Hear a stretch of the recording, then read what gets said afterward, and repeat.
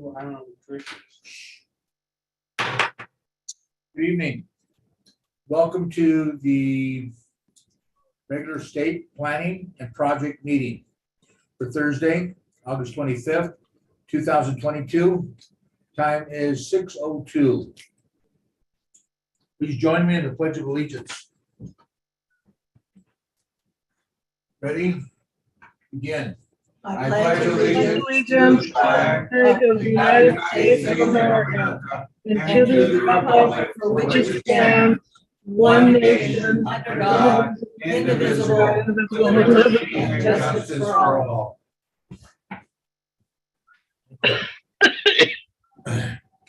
Roll call directors. Director Nyman, Here. Director Schoenberg, Here, Director Kelling, Here. Director Gibson.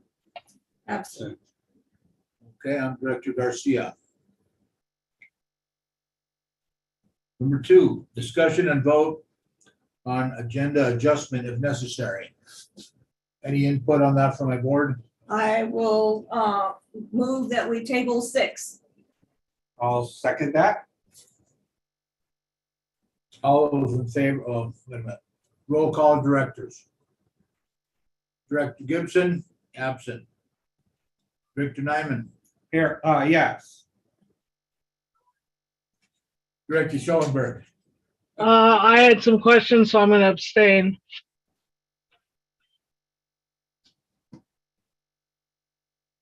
Director Kelly, Aye. Director Garcia is an aye. 3, 0, 1 absent, 1 abstention. Motion carried. Any public comments tonight? Well, did we have anything else we needed to, Any other adjustments before we move on? I don't think so. Do everything else. oh my God, this is a marathon meeting. It'll be easy. Okay, good. Okay. Yeah. For public comments. Any public comments? Don't see any hands up. Number 4, ad hoc committee reports. Project committee, Director Schoenberg, Director Nyman, do you want to report on that? Well, yeah, I can report,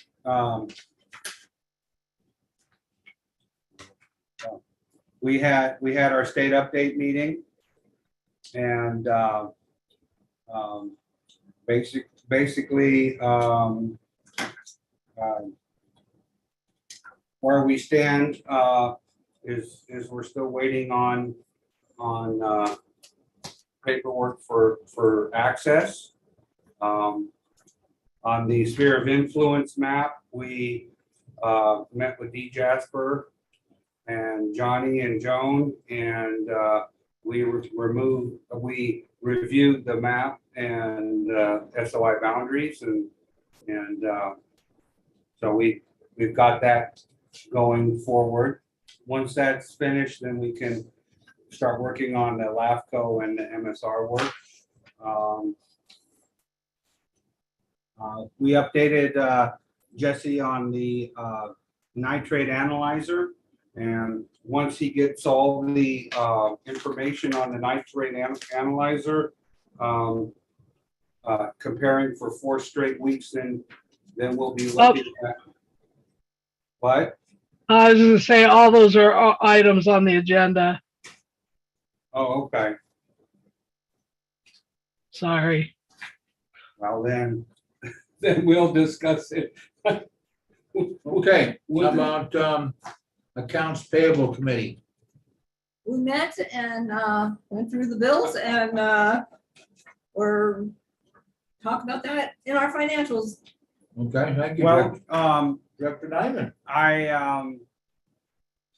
what did I want to say? Oh, since Lisa wasn't available, me and Director Kelling went to the. That's a different committee. Thank you, Treasury. Dr. Schoenberg. Financial committee.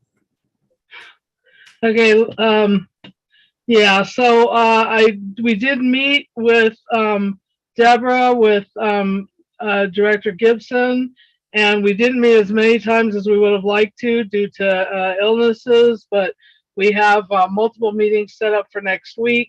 We were able to move forward a little bit more on the changes to the balance sheet. What are assets and what are not assets, or what needs to go back and forth between the balance sheet and the actual, what's an expense.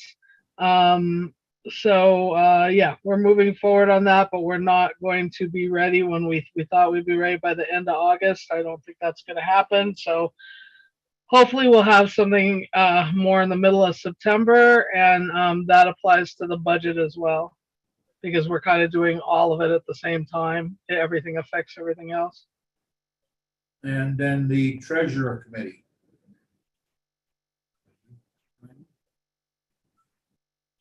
Yes, since we were not able to meet or to go to the bank, I asked Director Kelling to go with me to the bank after the accounts payable ad hoc. And we went over to the bank and talked to Brenda.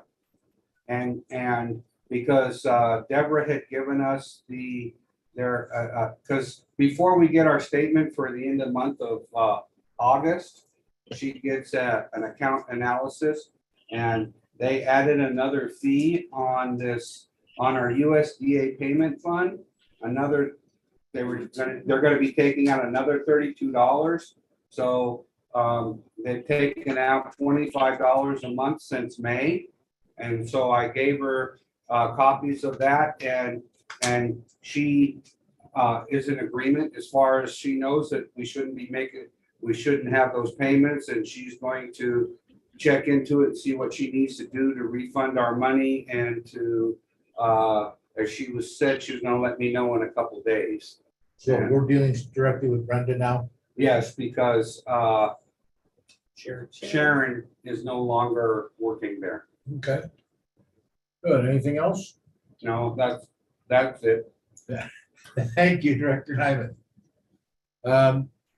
Number 5, moving on to financial business. Number 5, accounts payable and financial information. That's Deborah. Good evening, Deborah. Are you with us? Good evening, I'm with you. Thank you. Hey, Deborah. Okay. So we issued 3 checks from the meter well account. No significant amounts at 3,000 or more. And we issued 6 checks out of the planning account. No significant amounts of 3,000 or more. Oh, wait, I got ahead of myself. I'm sorry. I'm going to go back to the meter well.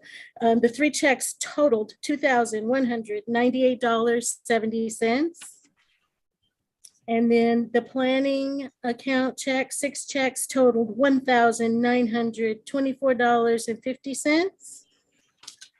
And out of the revenue operating account, we issued 8 checks for a total of $15,884.97.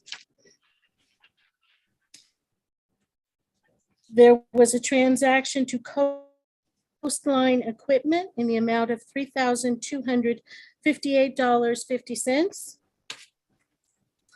A transaction payable to Farm Pump Irrigation for $7,458.20. And 3 invoices paid to Ferguson Enterprises for a total of $3,678.51. And that's it. And so the booster, that one, Johnny, I think the one that came in that time was farm pump. yeah, I think that one is fine one. We put in a new booster and rebuilt one. Okay. We're working on Harrison. And what was the rental of the backhoe? We're renting, they gave us a special cut rate price because with all that's been going on, we can't operate without a backhoe. And so they gave it to us for $2,600 a month, plus surcharges, fees, whatever. Well, we don't have a backhoe? No, because we ordered one and it's not here till September. Remember, we purchased one, but it's not gonna be here till September. Next month. Yeah. So we started blowing up all over town and we couldn't get to it. We just rented one until they give us ours. Right, okay. And the other thing that we're looking into is, which one was that? It was that advanced Advanced data. advanced data storage. We went ahead and paid the bill for this month, but apparently, Isn't that the shredder? yeah, that's the shredder. But they sent a statement and it's showing that we didn't, that they don't show payment for the end of 2021, October and November, that we owe this different money. So Deborah's checking into that to see, well, to have them send an invoice, because we researched it and we didn't find anywhere where we made any payments during. So they that dropped time. the ball and Didn't bill us. for it. Maybe, yeah, probably not, but I heard you, Excuse also had me? a question about the meter. With your meter, Osvaldo didn't understand what you were asking him, but did you get an explanation for the meter where it was going? Yes, Because it was expensive? yes. Yeah, they're all expensive now, but yeah, okay. Yeah. Just want to make sure you got the answer. Deborah, did you have a question or something to say? Yeah, Oh, we did. I just wanted to say that before I left after our meeting, I spoke to accounts receivable at Advanced and had them email the 2 invoices. So we have the original invoices. And Good. I Good. also indicated that we were making a payment on the current bill and the other 2 would be presented at the next board meeting. Thank you, Deborah. Good. If there's no other discussion or questions, I'll entertain a motion to pay our bills. I'll make a motion that we pay our bills. Do I have a second? I'll second that. Motion has been made and seconded. Roll call on directors. Director Kelly, Aye. Director Nyman, Aye. Director Schoenberg, Aye. Director Gibson, absent. Director Garcia is an aye. 4-0, 1 absent. Motion carried. Okay, item number 6 has been tabled. Are we done with Deborah for tonight? We're done with Deborah. Deborah? Thank you, when I see Deborah. name, take the rest of the day off. Thank you. And just FYI, today's my anniversary with you. So happy anniversary, everybody. happy anniversary, Deborah. Thank you for hanging in there. Yeah, we appreciate you. Thank you Thank for you, having me. Deborah. Thank you. Have a good evening. Yes. Okay. Going on to unfinished business. Number 7, discussion vote update on Fraser Park Lake of the Woods Consolidation Planning Project. A, discussion vote on project timeline. I think that's something we already went through Okay? And what that was, last week. It's on, yeah, it's in there. Love it. It's under 7.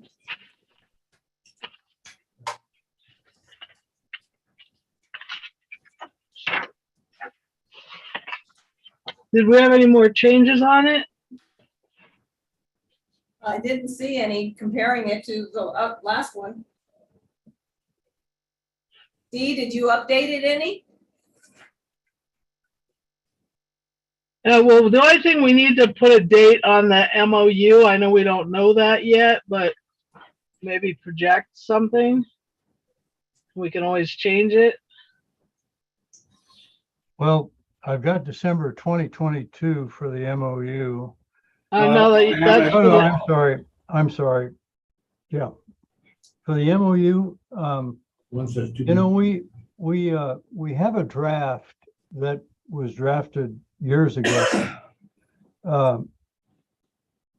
Dee, we talked about doing it at the very end of this part of the project before the construction. We felt like we really needed to have a lot of stuff in place before we could absolutely say that that old MOU, to see what we needed to add to it or subtract from it, or so I think we could just put, a date fairly far forward, and then we could always move it rather than put TBD. You want to put maybe January of 24? Yeah, I think so. At the same time, maybe as the revised annexation map. Sounds good.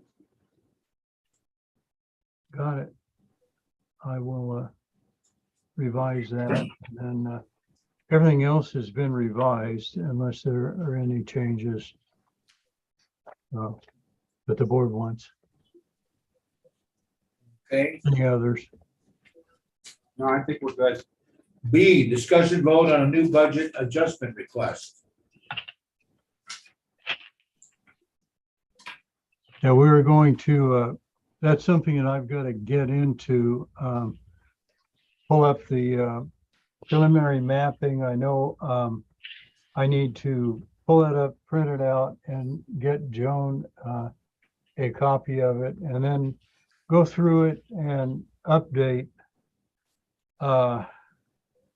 the budget on that with 2022 numbers. And that's just something we haven't gotten to yet, but it's on the burner.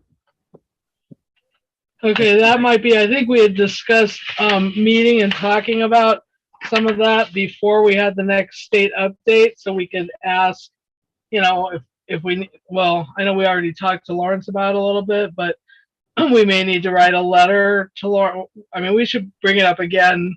I think we should discuss again before the next state meeting next month, and then talk to Lawrence about what we need to move, because we knew we had to move some funds that were in categories that weren't going to be used anymore, but we hadn't really figured that out yet. Maybe. And I think we had said we were going to meet, but we haven't yet. Okay, we could maybe second I'm week just, September or something. yeah, like maybe early in September. Do we want to set a date Um, for us to have I a just- meeting? I just don't know what's going on right now with me. I may not be able to meet in person for a short while. So, But we could do it on over, if we needed to, we could do it over the phone. yeah, if we need to do it over Zoom or something, or over something, that'd be fine. I mean, I should be okay by September. So, I guess we could set a date. What about the 6th of September? Tuesday. The 6th, Is that the same day that you do the financial, I mean, not the financial ad hoc, the accounts payable ad hoc? Are you doing that on the 6th? Probably, On Wednesday.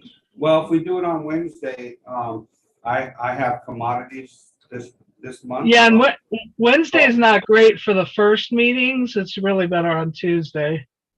So, I mean, we have to meet but we could, I mean, how long is this meeting gonna take? to do? Not that, I don't think that long. So do you think you're gonna take 3 hours with the other one, or just 2? I would assume it doesn't matter to me.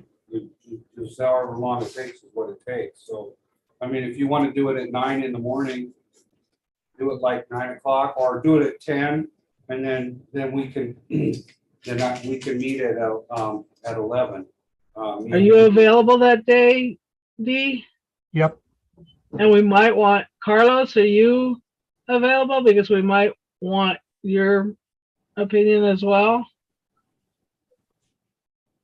Yeah, I'm available Tuesday, but I do have a meeting at 10, so 9 would work best.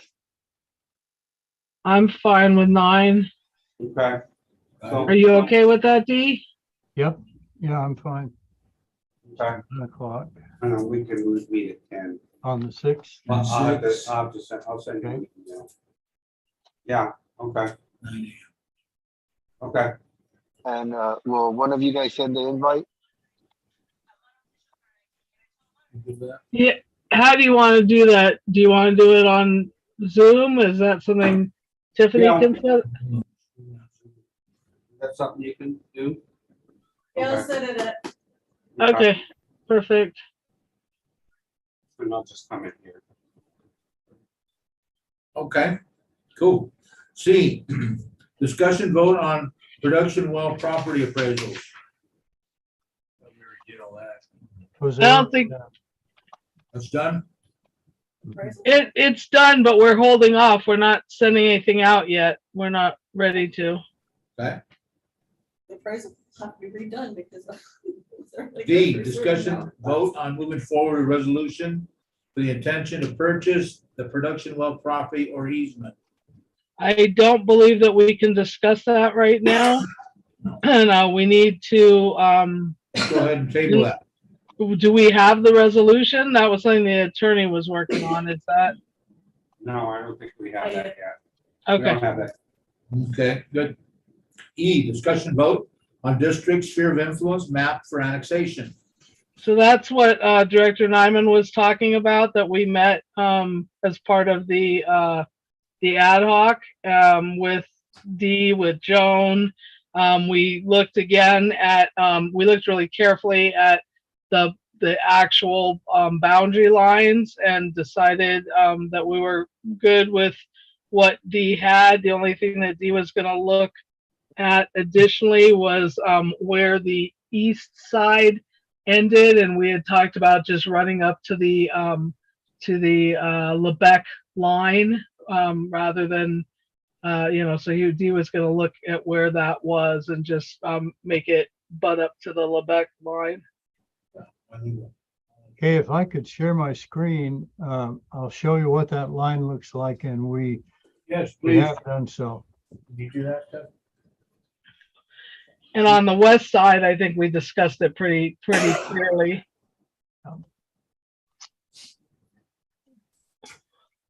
Can you see that one? Oh, yeah. The where we've placed our boundary is right up against section 33 and section 32. And we come up, if you can see my cursor, maybe or maybe not, but Yeah. we're about halfway up that section Oh, okay. and down. And we actually almost are done with the revised map. I did have a conversation with Blair Knox at LAFCO, and they are very interested in taking a look at our preliminary map. And I think by the middle of next week, we should have the final draft of that map. And then I can send it up, or we can meet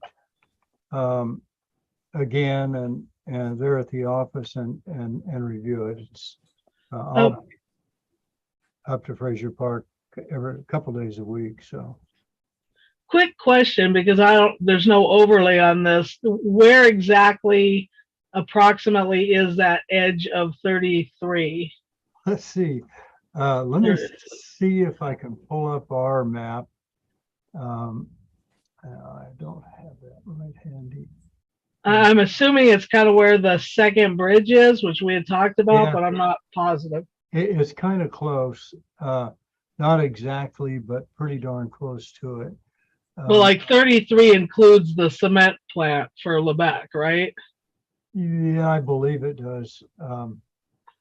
We don't go that far. Yeah, because I'm sure they go that far because they that's actually their like they actually store stuff on that in that property. Let me see if I can get this up for you. It's coming up on my screen now. Hopefully it is yours there at the office. But this is the west end, and we've incorporated the properties that we were talking about there at the meeting.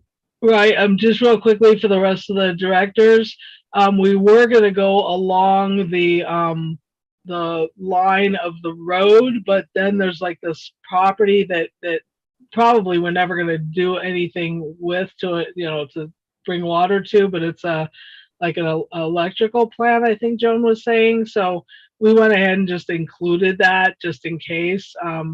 So it overlaps just that little square edge is a little bit past Lockwood Valley Road, but just a little tiny bit. And then we stopped it. Obviously, we didn't want to go over the Ventura boundaries, so it stops before Ventura. But just that little tiny chunk is just extra, but we put it in there just to kind of be safe.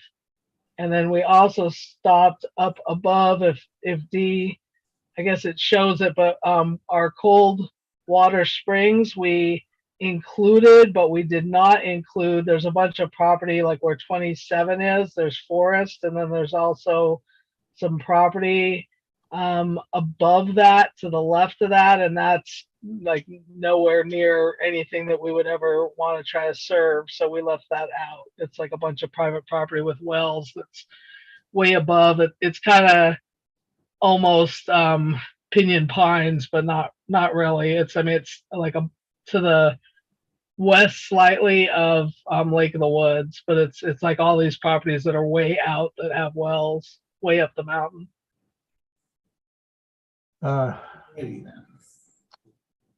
Let me see if I can get, there's the east end. And, if you remember what Lebec looked like, they were right here along the section line of 33. And I think the bridge, I think it's somewhere in here. I'm not sure. Now. Yeah, that makes sense. That's kind of what I was thinking would be incorporated. So that looks right. So Director Schoenberg, do we need to vote on approving this? So No, we need a final. I think we want the final Right. map first from like the what did you say we were still waiting on? Yes, I'm sorry. I just reviewed this afternoon, and as soon as Johnny, our engineering technician who is doing this, makes some changes to some of the labels, and then puts the whole map together. Sheet 1 is going to be, the whole thing. And So the ad hoc should look at it one more time, and then it should be on the agenda probably to vote on for the next meeting. Yeah. Which would still follow our timeline because the timeline's September 2022. So I think that'll work. yes, I think so. So we should have that for. and you're going to share that with Blair Knox before our meeting? Is that correct? No, I thought I would wait until we have the meeting, and so we're all in agreement. The board is in agreement with what we're presenting, and then send it up to Blair and Bud. And then if they have any comments or anything, then we would revise whatever we vote on, right? Correct. Okay. So, This is Joan. Can I, as And a Joan, you reminder? have the floor. Hi, guys. There were, not the last SOI meeting, but the one before, there were a couple of questions that we had written down that Dee was going to check into. And just a reminder, Dee, that we need to follow up on that as well. what were those questions, Joan? Why don't I send them to you in an email? Yeah, I'm trying to. Well, will you copy me on that, Joan? Because I'm not remembering either. Absolutely. Sorry. Brahma, do you want to be copied on that too? Or Okay, I don't remember. I'll get those out to you. It had to do with just questions, basic stuff. One comment, just regarding Ventura County. I checked with Blair on that, and he said they would handle, if we did want to pick up some properties on the other side of the county line in Ventura County, that the Kern County LAFCO would handle all the dealings with Ventura County. they would basically, we would be dealing with Kern County LAFCO, and Kern County LAFCO would be dealing with Ventura County. I just throw that out there because that is an option, but I think it complicates things if we don't really want to go down there and don't need to. But it is, it could happen if we need Yeah. to. And actually, I just saw another question, Dee, because on the south side, way up the mountain, I believe our service area ends. There's this big property. I'm not going to mention the name of who owns it right now, but we had multiple issues quite a long time ago when I first got on the board with that particular property, and an easement, a conservation easement on it. And I don't think it was ever actually completely in our service boundary.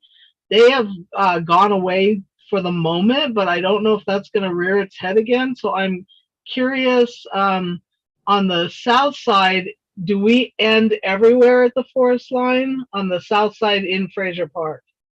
Yes, we do. Okay. Yeah, we're right. Nothing, we don't have anything in our SOI that is Forest Service lands. No, I know, but it is incorporating everything that isn't Forest Service, right? Because it was all the way up at the top of the mountain. There's nothing built up there, but there were some issues because of our proximity down from that with our springs. And I just want to make sure that it looks like it is. It looks like you took all of the, yeah, it looks like it butts right up against the forest boundary. So I think we're good. Okay.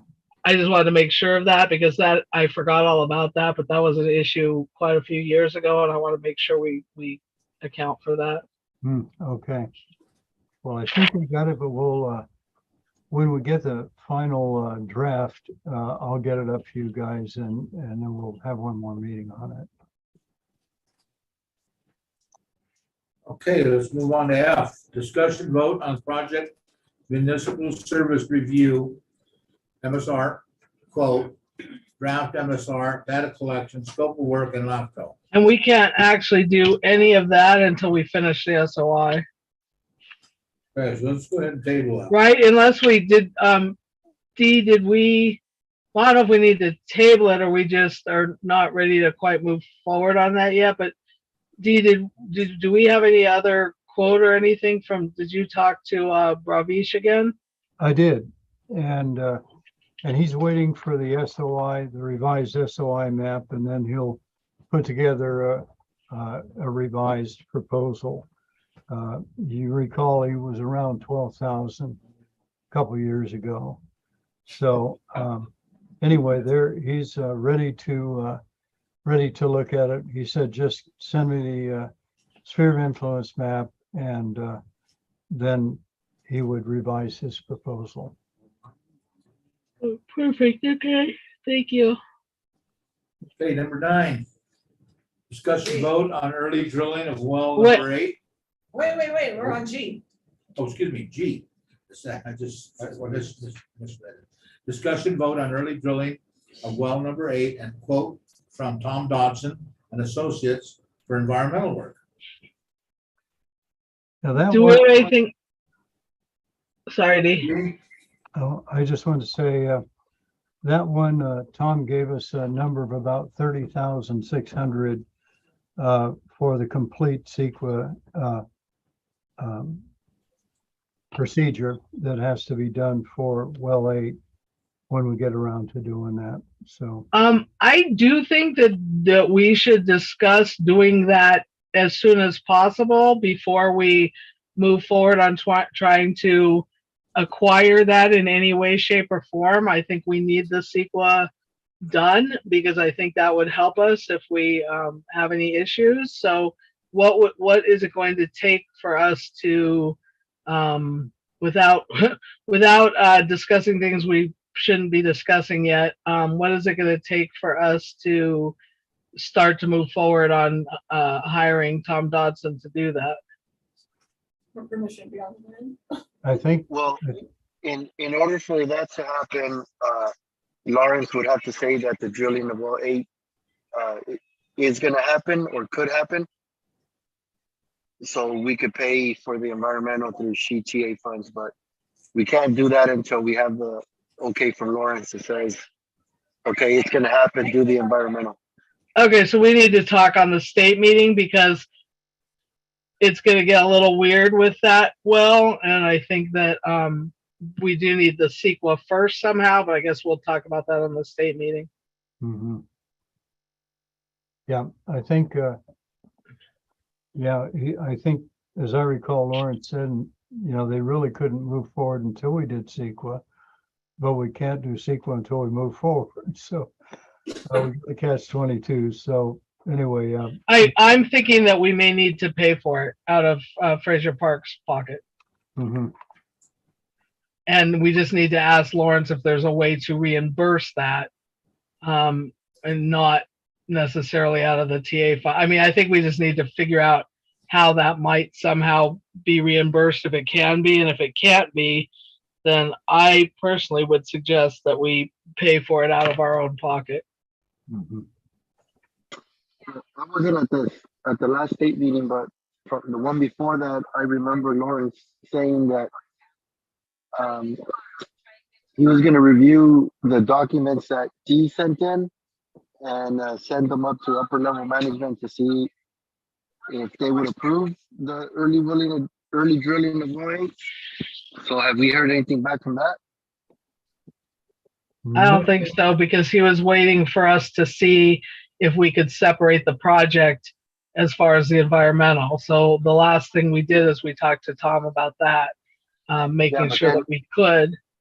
But then Lawrence- when Tom said that it could be done and that we just had to rewrite that memo using those magical words that Tom mentioned, and those were supposed to get back to Lawrence with the adjusted budget as well.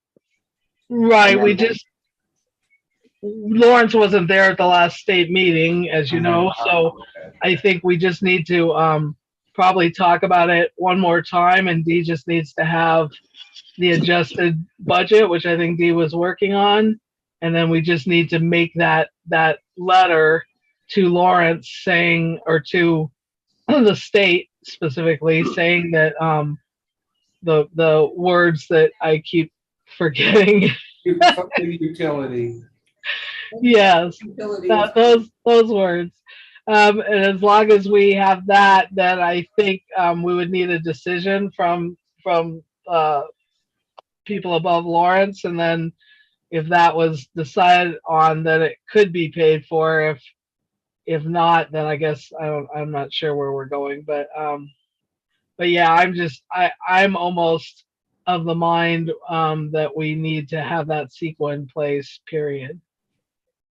As soon as we can, from whatever. The only issue with that, Lisa, is if you guys go ahead and do the CEQA and then Lawrence later comes and says, well, you know what, the drilling of well 8 is not possible at this time.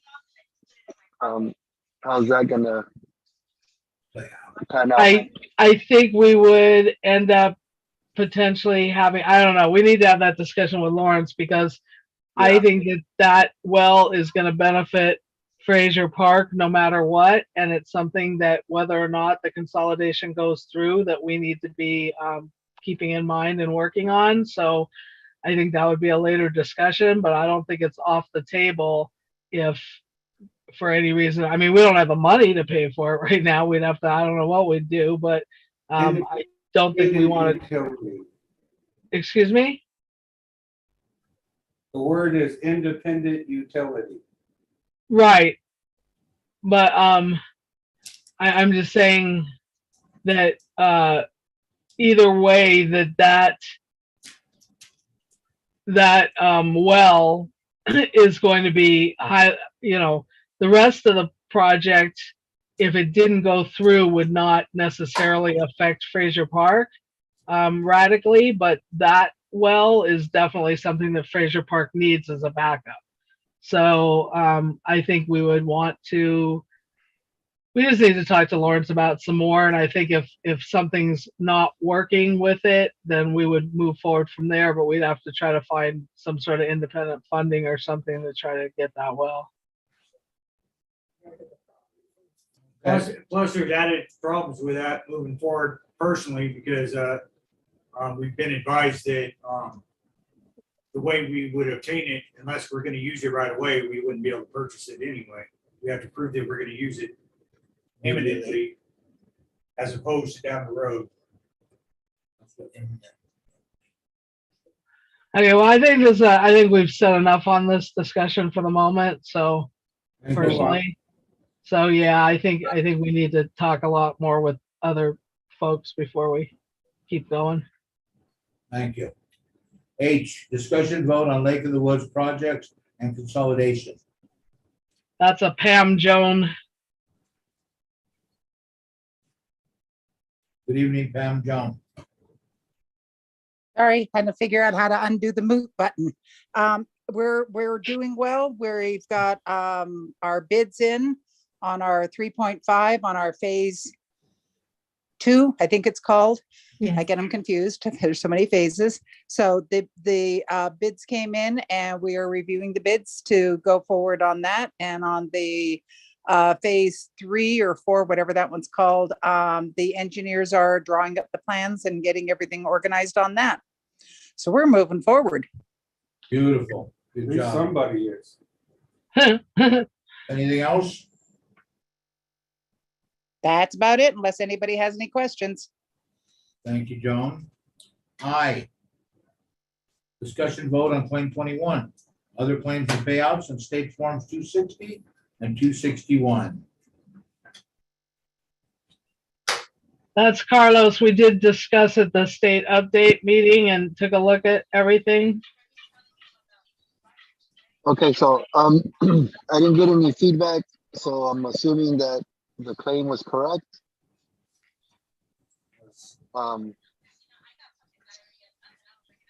Did you see anything else, Director Nyman? No, I didn't. I have to confess that I didn't look at it again since the state update meeting. Okay, if there's no other questions on it, I'll just go through. Sure, go ahead. Go through it. Okay. Carlos. So Quick basically, question, Carlos. Did anything Yeah. change since the state update meeting? no, like I didn't attend the state update meeting, so I didn't get any feedback. So I'm assuming everything's correct. So I left it the same, and nothing's changed on our end. Okay. Okay, so for directors cost, total invoice was $600. For staff cost, it was $96.75. And then we had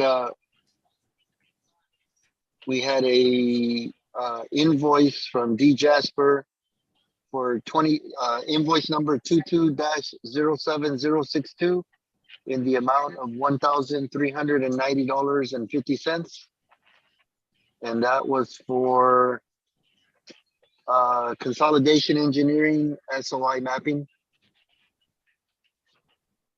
And then we had, Hold on one second, Carlos, because I'm recalling that there was, I'm just trying to find that invoice. I'm recalling that there was a question about, and Dee was gonna leave it off or so that, I think there was mileage or something on that again, and we had mentioned that to Oscar. I'm just trying to find it, sorry. Why So she's that looking- was my claim, not Oh, that was your Carlos. claim? Okay, I remember it was on one of the claims, but I'm trying to find the invoice.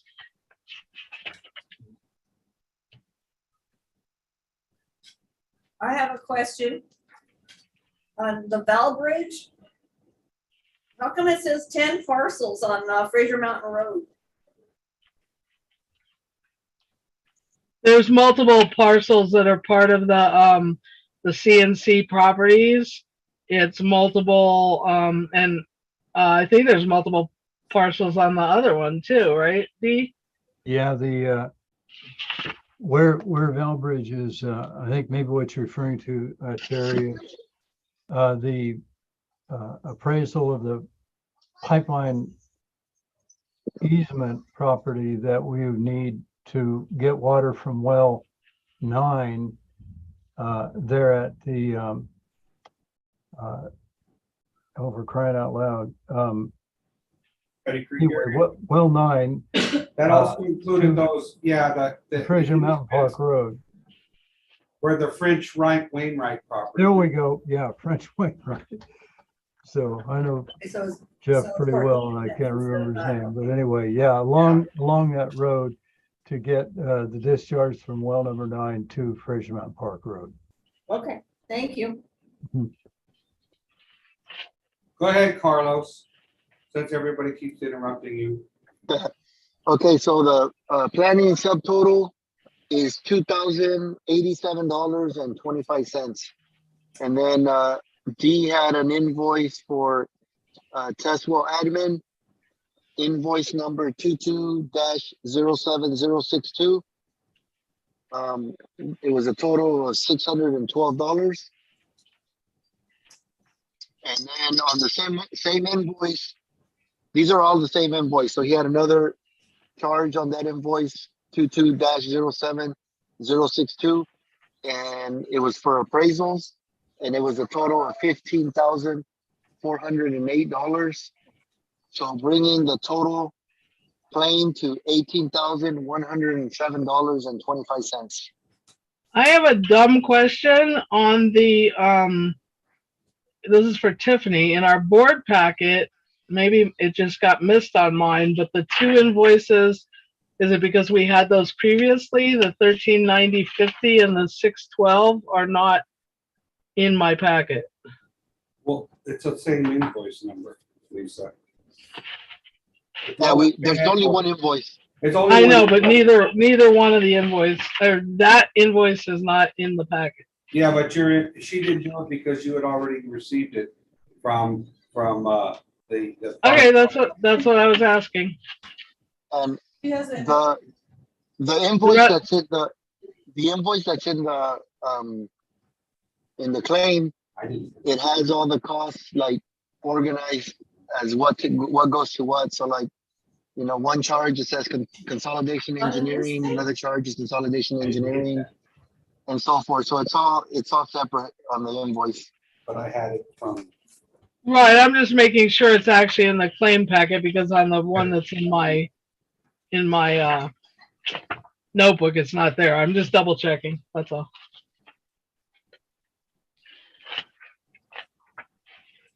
So it's not a mistake, it just wasn't included. Yeah, okay. So I make a motion that we approve claim 21 for submittal in the amount of, hold on a second, I was just there. 18,000. $107.25. $107.25. Do I have a second? I'll second that. Motion's been made and seconded. Roll call of directors. Director Kelly, Aye. Director Nyman, Aye. Director Schoenberg, Aye, Director Gibson is absent. Director Garcia is an aye. 4-0, 1 absent. Motion carried. Okay, let's move on to number 8, discussion vote update on FPPUD water replacement project and emergency well supply project. A, discussion vote update on drilling well 7. I think we need to have further, we don't have our attorney present, so I think we need So that was further on number discussion on both A and B. Okay, let's table A. Well, Wait. wait a minute, don't we have to, No,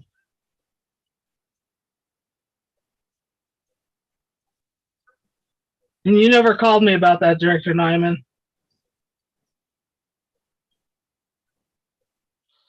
So from the last board meeting, the attorney has not done anything? Yes, he has, but we can't discuss it. Closed session. Okay, it's gonna be We tabled. gotta move on. Okay. Let's table A and B. I'll move that we table A and B until we can actually address it with our attorney. Do I have a second?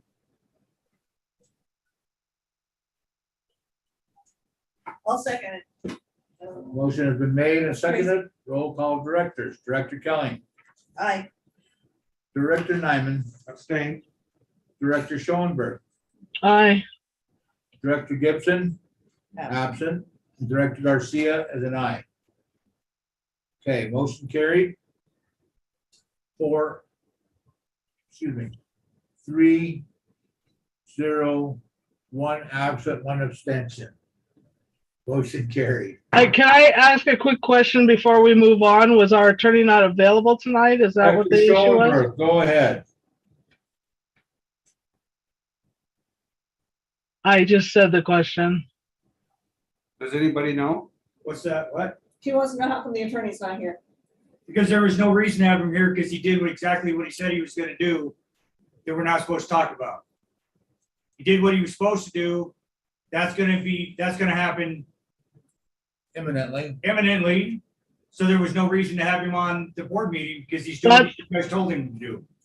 No, we were supposed to do a vote, but that's okay. I think that before you have that discussion, we should have a discussion. So, but let's move on. C.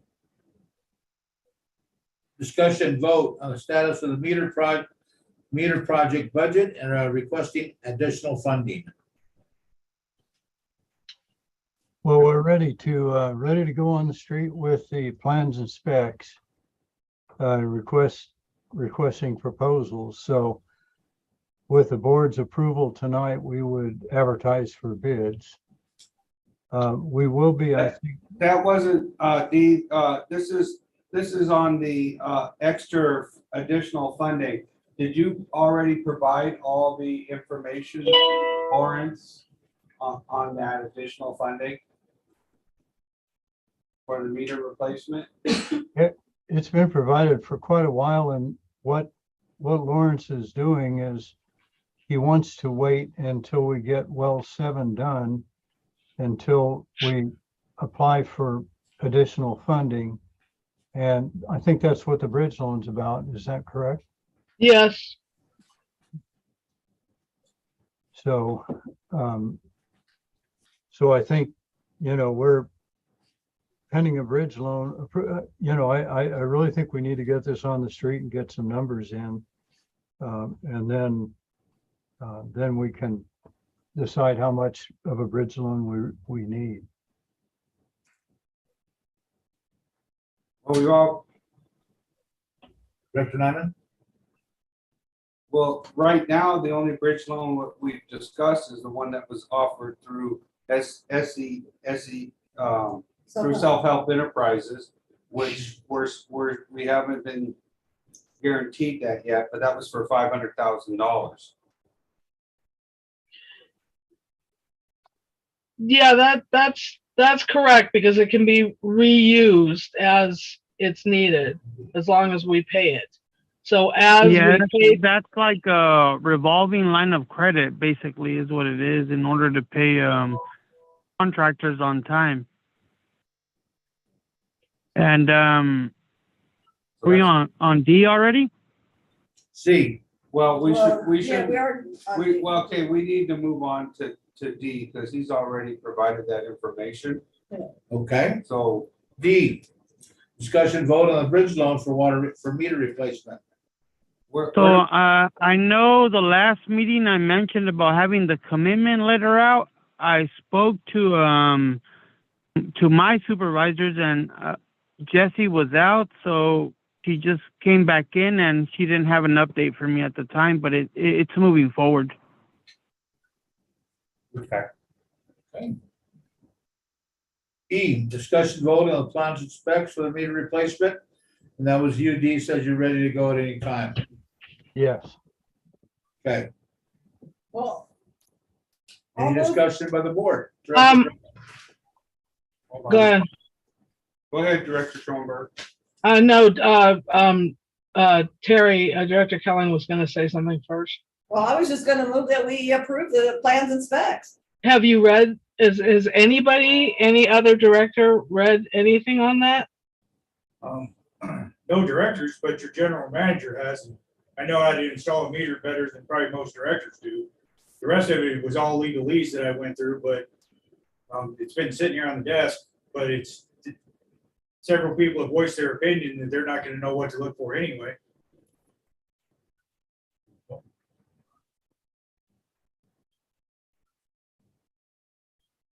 Did you want to peruse the plans and specs, Director Schoenberg? No, I'm just not, never mind. I just, whatever. You can do a vote. What is your opinion of the plans and specs, Manager, Allison? Well, I mean, it's the plans and specs spec out exactly what we need for the meters. It's a relatively simple process to spec out the meter boxes, the meter going in the ground, what they have to do, the concrete replacement for the little bit that we have of that. So that as far as that goes, it's straight cut and dry.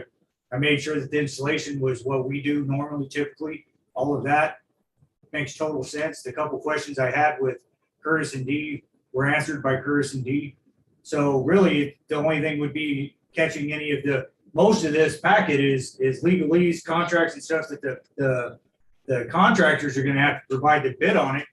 And, there may be something in there, but it's all boilerplate stuff. So I did go through each page to see if I caught any other water companies, maybe on letterhead or stuff like that, and I didn't see anything. So What would be your recommendation to the board at this time? I would say go out to bid, put them on the street and see where we Go go. ahead and approve the plans and specs. That's what I would say. And any the directors feel so inclined to make that motion? Well, I'll move that we approve the plans and specifications for the meter replacement. Do I have a second? I'll second that. Motion has been made and seconded. Roll call of directors. Director Kelly, Aye. Director Nyman, Aye. Director Schoenberg, I'm gonna abstain, and I would like it in the record because none of the other directors looked at it at all. thank you. Director Gibson is absent. Director Garcia is an aye. Did you review it, Director Schoenberg? I started to, and then I got sick. I couldn't come in. I would recommend that you guys could go ahead and approve it going out on the streets. And It's fine. I'm just abstaining on principle. Okay, so the vote has been recorded as 3-0, 1 absent, 1 abstention. Motion carried. Thank you. Okay, letter G.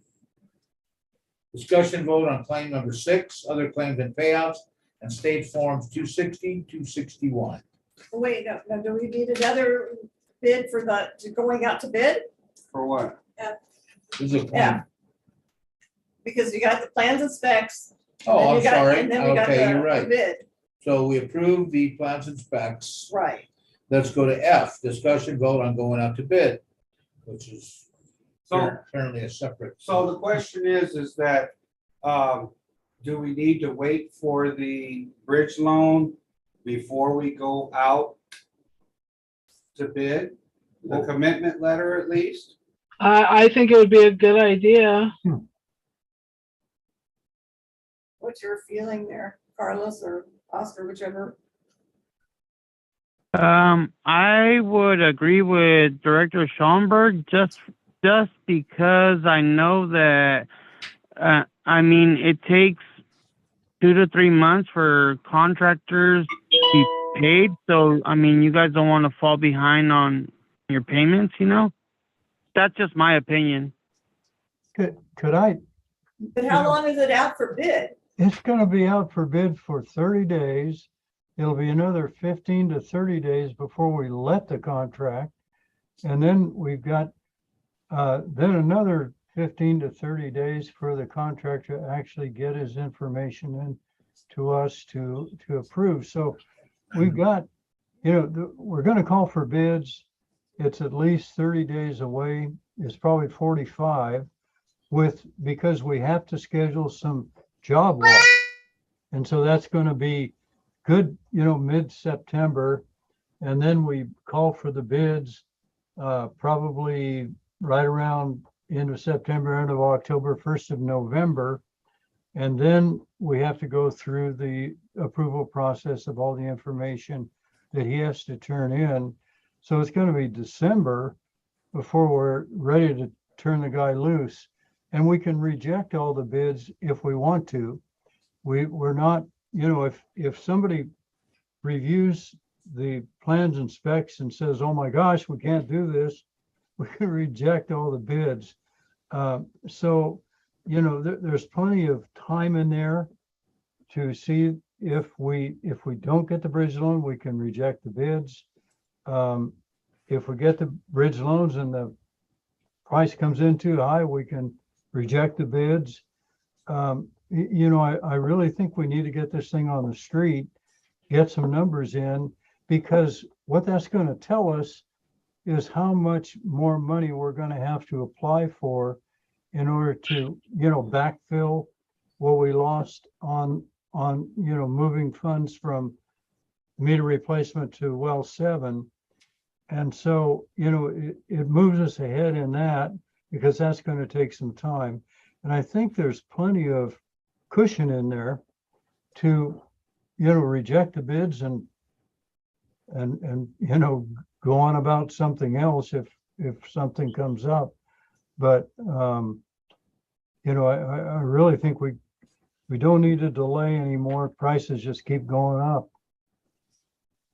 Yeah, my only concern, Dee, and I mean, I agree with you. My only concern is that the price may keep going up for our well number 7 now. I'm worried about that because we anticipated that happening, around now, and it's not, and it's still probably a ways out as well. If they both start happening at the same time, then we may be in trouble, because then that revolving bridge loan's not going to do us any good if we're paying out both parts at the same time. Well, that's a good concern, Lisa. But I do believe that we can build enough cushion in there that we should be safe. And we can reject it. We can make it a 90-day, hold the bids for 90 days. And, if things start turning south, reject the bids and go on about our business. But I'm really concerned about delays on top of delays and prices just moving out of sight. And, I know that we can do well 7. I know that we have plenty of money to do well 7. The question is, will our bridge loan backfill? And if we got to move forward somehow and lock some things in. I'm really concerned about moving everything out another month. We need to get on the street with this. And if we don't like what we see, we'll reject it right away. If these things come in at $3.5 million, and there's no way that we're going to cover that with our bridge loan or anything else, we'll reject them immediately. We'll know where we're standing, I think, pretty well. And then, our price for a well is not going to double, but it certainly has a good chance of going up. So I'm concerned, but I think we're okay. Johnny? On top of that, I'd like to point out that when it goes out to bid, we'll see what the availability of the meters even is currently right now. I heard that the smart meters are more available than the regular meters, but I've been trying to get regular meters and they only found 5 in all of the United States for me to purchase right now. 3 were in Wisconsin and 2 were in Northern California. So when this goes out to bid, the contractors will be able to see what the availability of the meters and everything is as well. And we do have an option built into our specifications for the AMIs, which, gives us the complete system. We've put in a couple, I think 4 towers, in that bid to relay all that information back to the office. So, that's another thing that we put in there that, we'll see what the price of the entire, the Cadillac system is versus the Chevrolet system. And, that certainly will give us a good benchmark for moving forward. And if indeed, when these things come in about 60 days, right then, if it looks way too expensive, we can reject them and move on. Can I ask one more quick question in terms of rejecting? How does that affect us? Like if everything makes sense and we're rejecting, so we can reject on the basis of the cost being too much and then go back out? Is that how that works? We can reject it for any reason we want. We don't have to have a reason. It won't affect going back out to bid? No, it wouldn't affect going back out to bid, but it might affect the price next time that we go out. No, it wouldn't affect anything with respect to going back out. Okay, Okay, well, then in Director that Nyman. case, I make a motion that we go out to bid for the meter replacement. And I'll second that. okay, the motion's been made and seconded. Roll call directors. Director Kelly, Aye. Director Nyman, I, Director Schoenberg, Aye. Director Gibson is absent, Director Garcia is an aye.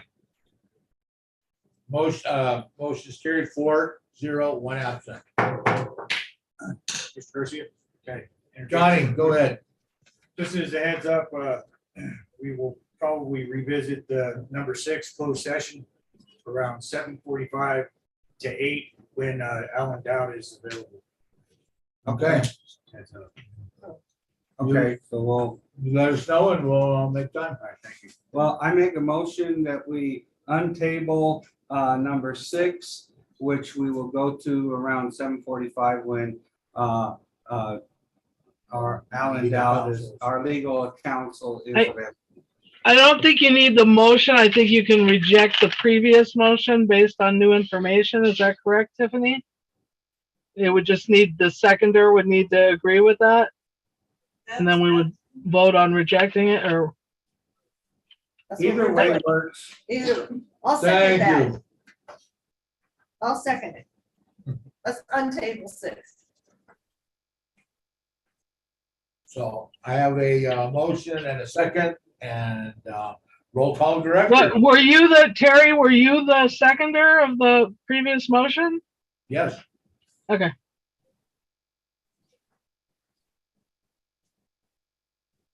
Roll call directors, Director Kelly, Aye. Director Nyman, I, Director Schoenberg, I don't think we needed to do a second motion, so I'm gonna abstain. whatever. She abstained from the. Director Gibson's absent, Director Garcia is an aye.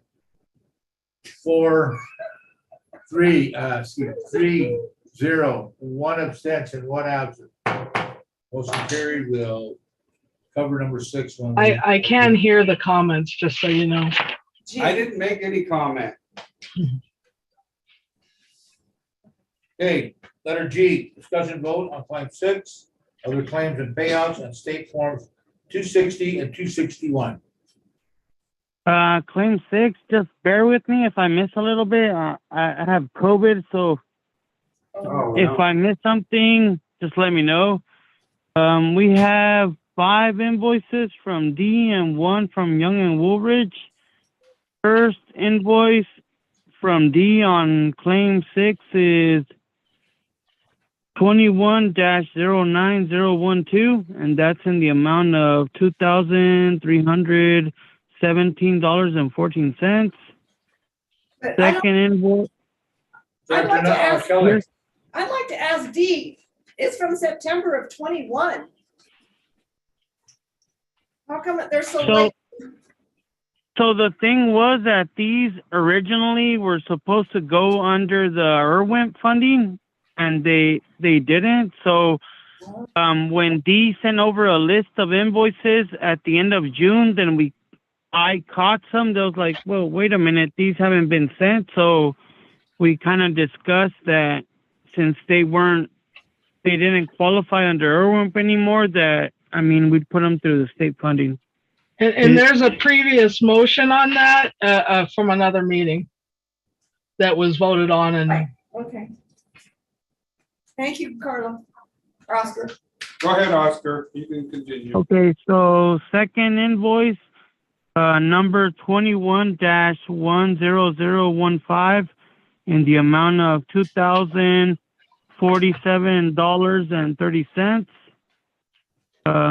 Another invoice, number 21-12018 in the amount of $747.79. Invoice 22-07014 in the amount of $1,852.50. Invoice number 22-07015, the amount of $1,860.00. And then the Young and Woolridge invoice number 91296 in the amount of $295.00, and that brings a grand total of $9,119.73, and that's claim 6. And Oscar, did you receive the stuff that you needed in regard to the mileage and the copies? Oscar? Oh, yes. If you have a copy of the most current claim 6, you'll see that I received the proof for the copies from Gail as well as the mileage log for both of those invoices. Director Nyman, you have a question? Director Garcia did catch an error. The invoice number 22-0714 is in the amount of $1,882.50, and you have it on the sheet as $1,852.50. Okay. I will correct that then, and I'll send the most updated copies to Tiffany. So that's gonna change the total by $30. You know what, the previous one is wrong too. Huh? The invoice before that is also Which incorrect. invoice is that? 21-12018. Well, your It's coverage- yeah, the- 747, no, 747.79. And then the cover sheet says 749.79. Okay, well, you need to, you need to correct your cover sheet on for 12018, Oscar. Okay. So I mean, if you guys want to approve this claim contingent upon the corrections, then I mean, it's up to you guys. Yeah, no, that's fine. I'll entertain a We were just bringing that to your attention so you can make those corrections. Because Tiffany just noticed that. So, I'll move, I can do it. I'll move that we approve, well, I don't have it all in front of me to say it all. Why don't somebody else do it? okay, I'll move that we approve claim number 6 in the amount of $9,149.73. And the invoices have already been stated, unless you want me to reiterate them. Correct. Okay, so 21-09012 in the amount of $2,317.14. 21-10015 in the amount of $2,047.30. Invoice number 21-12018 in the amount of $747.79. Invoice number 22-07014 in the amount of $1,882.50. And invoice number 22-07015 in the amount of $1,860. And Young and Woldridge, those were all D. Jasper and Associates invoices. And then Young and Woldridge invoice number 91296 in the amount of $295, which total claim of $9,149.73. Do I have a second? Are you including amending? That was with the amendments. Right. That was with based on the corrections. Okay, I'll second that motion with the corrections. Okay, motion has been made and seconded. Roll call of directors. Director Kelly, Aye. Director Nyman, Aye. Director Schoenberg, Aye. Director Gibson is absent. Director Garcia is an aye. 4-0-1 absent. Motion carried. Moving on. Number 9, discussion vote on pipeline replacement project. A, discussion vote on potholing and mapping. UD? Well, it's Johnny and I'll start out, and then Johnny, you fill in the gaps, but we've been working on Summit, Manita, Oakdale, Oregon, Laurel, and pretty much up on top of the hill. We're kind of right at the end of Laurel right now in North End, and it looks like we're going to be there on Monday to finish that one up. And then Joan and I have been talking, and we're going to move to Pico, and we're going to actually first we'll go to Elm because we already have the USA locates done on it. We'll do Elm and we'll do Pico, and then we'll go down to kind of Logan, where kind of Grant comes in. There have been a number of failures there. And so our next couple of weeks are going to be still pretty much in that same area. And but we're getting some good information. And I think I was talking to Matt and looking at some of the mapping, Johnny, that we have some of the old mapping, and it's starting to make some sense with respect to the pressure zones and why these pipes aren't connected and why we're seeing them on some of those maps ending and not continuing. And so as we work up in that area, I think we're discovering we're discovering a lot more than what we anticipated as far as other pipes and valves and things that we're discovering or that were mapped and that we've never been able to find. But it's also making some sense hydraulically with respect to how the system works. So moving slower than I'd like, but I think we're getting a lot more information. And Johnny, what do you think? Yeah, I've been happy with the progress. The slower progress is my fault. Because I know the system so well that I don't feel comfortable moving away from an intersection or a section of pipe until I know that we have it figured out. And we have figured out several things because I wanted to continue further because our maps weren't updated when they, connected piping and just all kinds of stuff. So luckily, Diaz understood that and concedes when I want to investigate things more, but it does cost more time and money, of course. But I'd rather pay them more time now than pay for the change orders that are inevitable anyway, but the fewer change orders, the better off we are. So I'm happy with Lyle's construction for the work they're doing. The superintendent or the foreman on site is really good at what he does. He's found some valves and stuff that I wouldn't even know to look for. So I'm happy with the progress. Okay, thank you. Let's move on to B, discussion vote on the project budget. we still don't really have that until we have more potholing and mapping, correct? Right. So that, we'll keep that on the list then, and carry it on.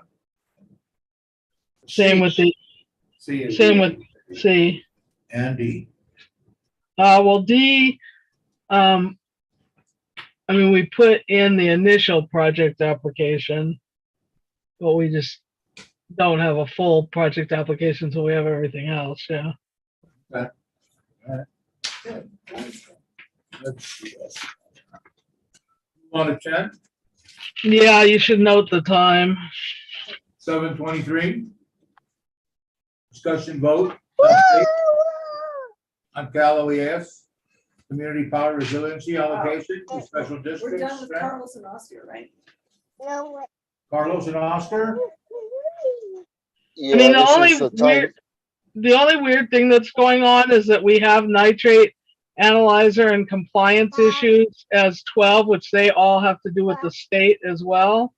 Even though we paid for that out of pocket, but I don't know if we wanted to move that up, if there's anything that, I mean, it's really not a Carlos Oscar thing necessarily, but Yeah, they haven't had part of that since we started it, so. I don't know if they're meeting. I couldn't hear you. What? So they haven't had any part of it from the beginning, so I don't. know. Right. So I think, Official. I guess we can leave it where it is, but it's just sort of also a state issue. So Carlos and Oscar, I think you guys can talk. Thank you, guys. Thank you, Okay. good night. Hope you heal up. Good fast. night. Hope you Yes, feel better. get well. Take care of yourself. Yeah, feel better, Oscar. Thanks, Thanks. Carlos and Oscar. A, discussion vote update on purchasing of the generators. Already got the orders in, correct? We already got delivery timetable. Okay, spend all our money? Well, we will have to spend it all before the deadline. Okay. Of September. B, discussion vote on the engineering and design.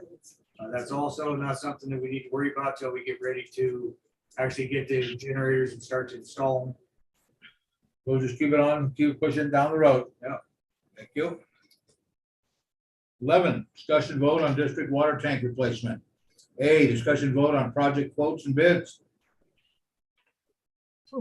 Maybe a couple of things that I could add here. I've talked to Tom Dodson about the CEQA. We're going to need to do a brief CEQA on that. That will give us basically a notice of exemption because it's a replacement project. And I think Tom's budget, I don't think he turned anything in, Johnny, today, but I think it's probably going to be around $2,000 to $3,000 to do the paperwork that needs to be done in order to clear the site so we can do the replacement project. And then we've already turned in a budget for the design and geotechnical work that needs to be done. Okay. B, discussion vote on funding the water tank replacements. B. It's going to be expensive to do that project, and I think maybe that's something that we need to talk about funding about, because what we'll have to do is build a tank on the site. We need the Elm tank. We can't do without it for very long, probably, what, Johnny, a day or two at most. At most. And so we've got to build a parallel tank and then cut over in a day from the old tank to the new tank. And so it's going to be a bit difficult. You know, we've heard prices anywhere from 200,000 to 300,000. And my guess is due to the relatively confined site and also the seismic requirements in our area, which are probably the most stringent in the state, or as equal to the most stringent in the state. I'm leaning towards a higher number than a lower number budget-wise for construction. Access is tough.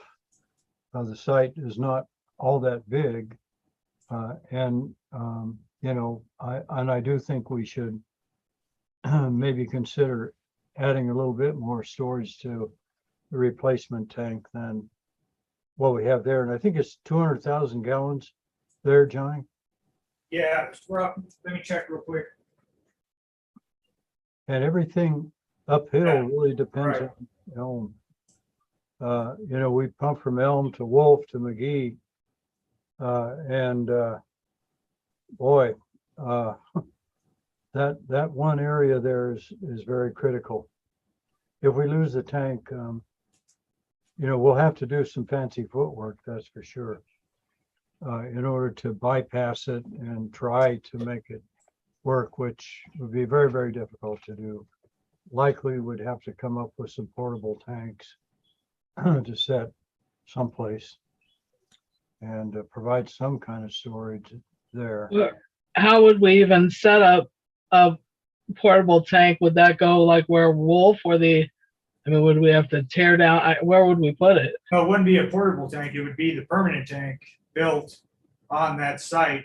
And then when it was built and then tied in one day to the existing piping, then we would take down the other tank and hopefully build another one when the Lake of the Woods. Right, but what if it goes before we're there? I think there's a lot across the street, right on the corner that, and Johnny, I think that's what I remember when I was up there a couple days ago, that we might be able to rent or use and pipe to that. And, you know, there's not a lot of storage we could put there, maybe 10,000 gallons. But, you know, we got to have something to pump to in order to dampen the operation of the wells. You're saying the house that has a trailer on the site, but the rest of the lot is empty? I think the corner is empty, Lisa, but It's actually, they're above the tank across from one of our board members' houses. There's an empty lot. There's also 2 empty lots to the south of Elm Tank itself, right adjacent to our property. So that may work as well. mhm. Yeah, I think if we lost the tank, we'd have to do something like that, you know, in an emergency.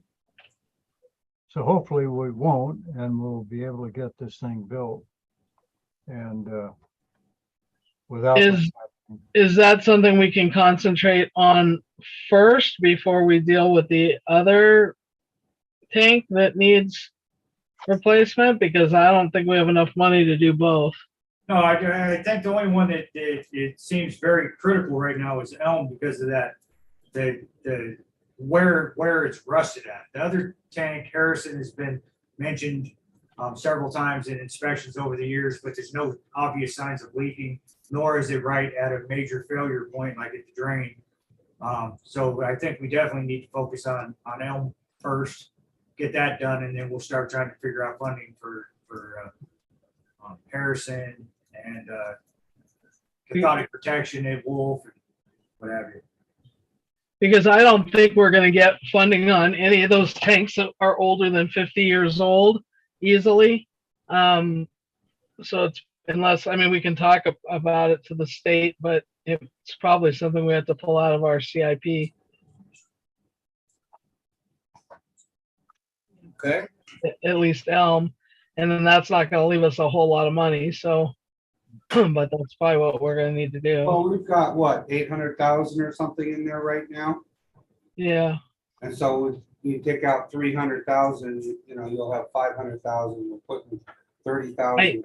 I think it's gonna end up being more than 300,000 is just you know how it always goes. lifesaver. Yeah. Okay, Well, we've got the money to replace Elm anyway. And then we'll figure it out rest after of it. that. That's good. 100 step at a time. Okay, number 12. So we've already voted to go forward with Elm. Or have we? No, we have not. We voted to let Dee give us a quote. We didn't even vote actually on him definitely doing it, so we need to vote on We that. haven't seen the quotes. No, we've seen the quote for we've seen the quote for engineering on there, didn't we? No, We haven't seen any of that yet. 11. So we just need you to, it's in here, it's 11? I didn't see. Did I drop the ball, D? Did you send me one and I didn't pass it on? Well, I think we did, Johnny. I think we sent it up a couple weeks ago.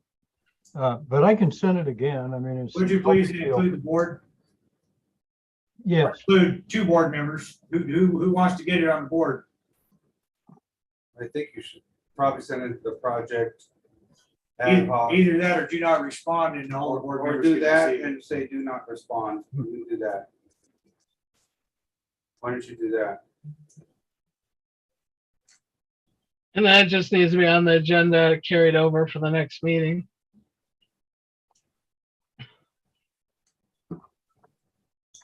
Because I think we just need to vote on whether we're okay with D being the engineer and doing, I mean, we voted for him to move forward on it and show us the quote, but we just need to accept the quote and go forward if that's what we want to do. Yeah, I do have the quote here. I thought I included it in our board packet a couple meetings ago, but I got it on August 10th. So sorry I didn't pass that on. Oh, Tiffany said it wasn't a board packet. So I'm not sorry. Just I don't think it was a full, I don't think that was fully. Yeah. It says the work will include site surveying and geotechnical soils investigation, storage tank design, preparation of 90% level plans for review, preparation of 100% level plans and specs for bidding purposes. The budget amount for this work is $35,022. Yeah, that's just the engineering. That's not the quote on the 10. We need the whole Oh, thing. no. See, I thought you were talking about D's part. I thought that's what you were saying. We have to approve D's part. So he could go ahead and do Well, that. no, but We can't get a quote till he does his part on the tank. The only thing D could provide is what Curtis provided us, which I said in the meeting where he had a ballpark figure from other quotes that had come in July on what the tank cost. okay, that's what happened to us last time with the Wolf, and I think we need a little bit more. That's just my opinion. I think we need as much of a quote as possible, not just the engineering, but what the full amount would be. Well, the engineering would be how we would get the full quote for the tank. We can't put the cart before the horse because nobody will give it to us. He said that's the problem. Curtis was trying to. Curtis couldn't get any more solid of a quote. He had to wait until another project quote came in and then base ours off of that because nobody's going to give us a quote until we know what the designs and specs are.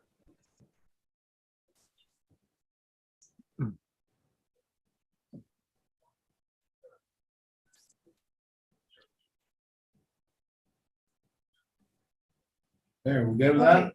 Well, since D is not on here, how do we vote for that then? To go forward with D?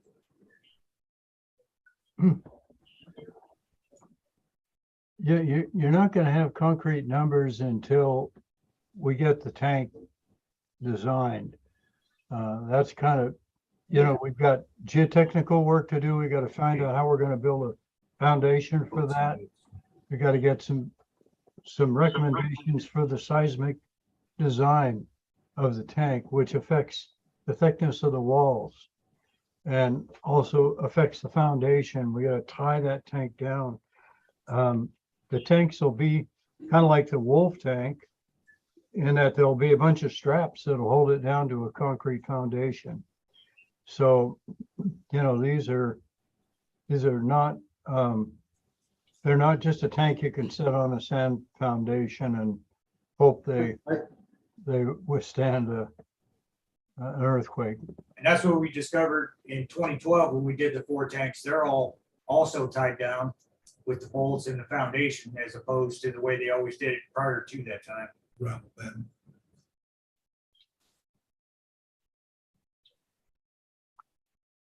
So if we vote to go forward with the, how long will it take to get plans and specs and to get quotes? I think to get the plans and specs out about 60 days. We've got to do the geotechnical work, get our geotechnical engineers up there, to the site, probably do one boring to see what we've got there. And then they issue the report, takes about a month. And then based on that, then we design the tank. Oh, we talking 120 days? Probably. All right. Well, I mean, I think we can vote under A because That's a quote. it's a quote. And we can vote to go with D and have him do the quote. I'll make a motion that we go with D Jasper and Associates on Elm Take and that we accept his quote on his engineering quote of $35,000 and that he goes forward with designs and specs so that we can get the actual quote and to get the project moving forward. Do I have a second? I'll second that. Motion has been made and seconded. Roll call of directors. Director Kelly, Aye. Director Nyman, Aye. Director Schoenberg, Abstain. Director Gibson is absent. Director Garcia is an aye. We have 3, 0, 1 abstention and 1 absent. Motion carried. We can now go into closed Johnny. session. Okay, I'd like to make an announcement. Oh, it's not ready yet? I sent him, oh, wait. There he is. Yeah. There he is. He has Announcement to that we come will be on. going into closed section pursuant to government code 54957, conference with legal counsel for anticipated litigation, government code 54956.9 B1, one item at 7:39 PM. We will resume this meeting at the conclusion of the closed session.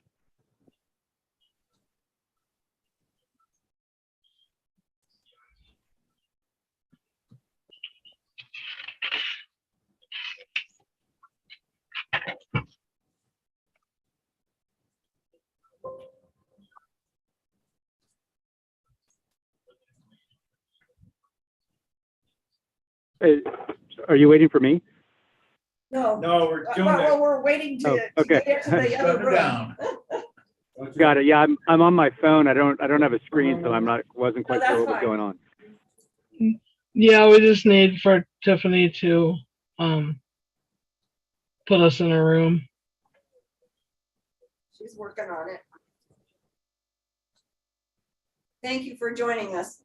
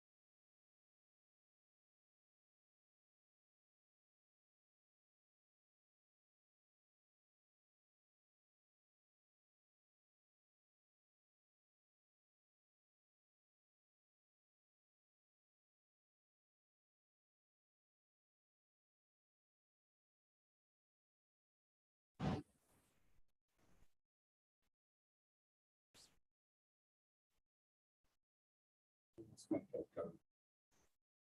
Almost my bedtime.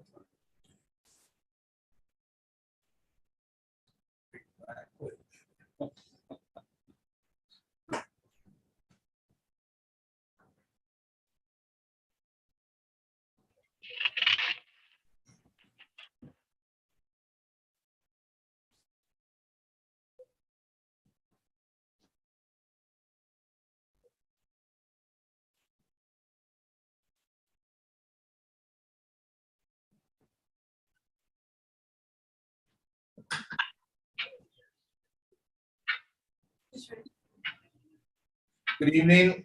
We're returning from closed session pursuant to Government Code 54957, conference with legal counsel, anticipated litigation.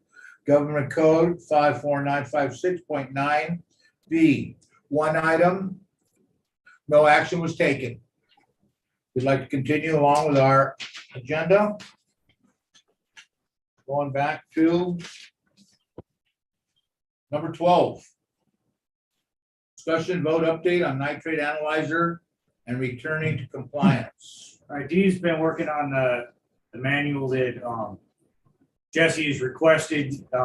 He's been held up a little bit by some results. We took the results. The lab reported 3 different results as nitrite/nitrate as in, which technically what should have been fine, but Jesse didn't like the way that was worded, so I had to get the lab change it to nitrate as in. So that should be done by Monday. Then I'll forward those results to D so he can include them into the manual. And then D will start the process of the back and forth with Jesse pretty quickly. And hopefully Jesse just approves it. But if not, we'll take it as it comes and see what happens. Does that sum it up, D?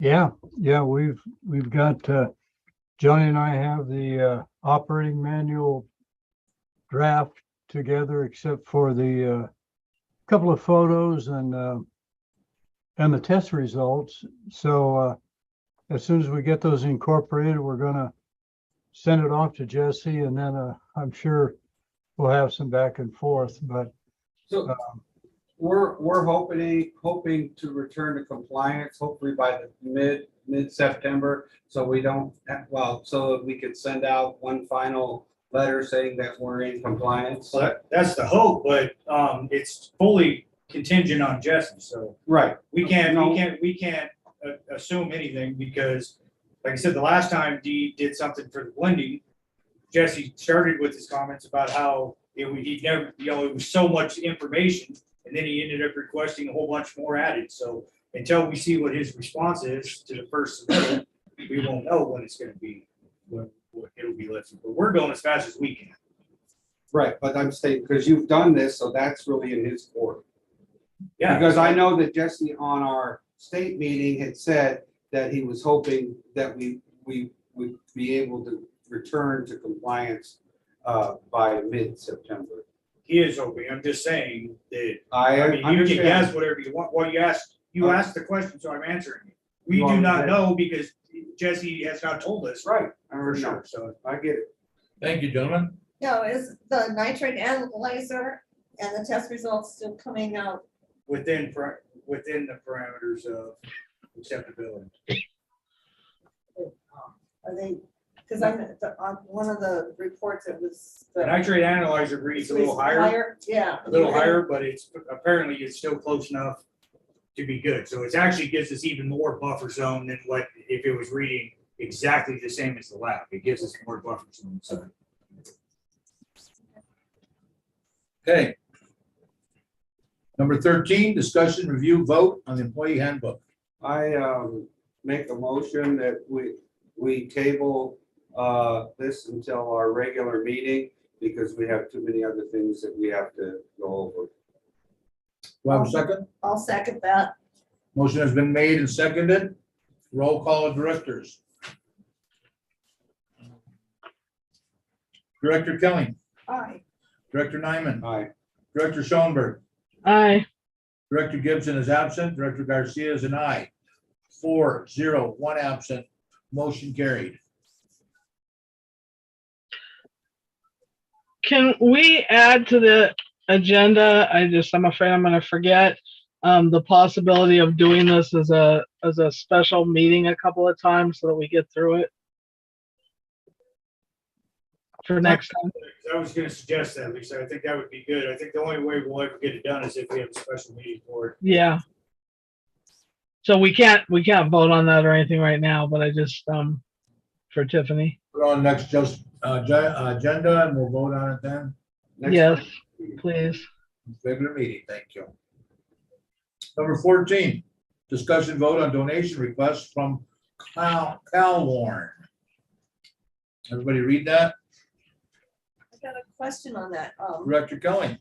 Do we do, I want to say a fee, Donation? no.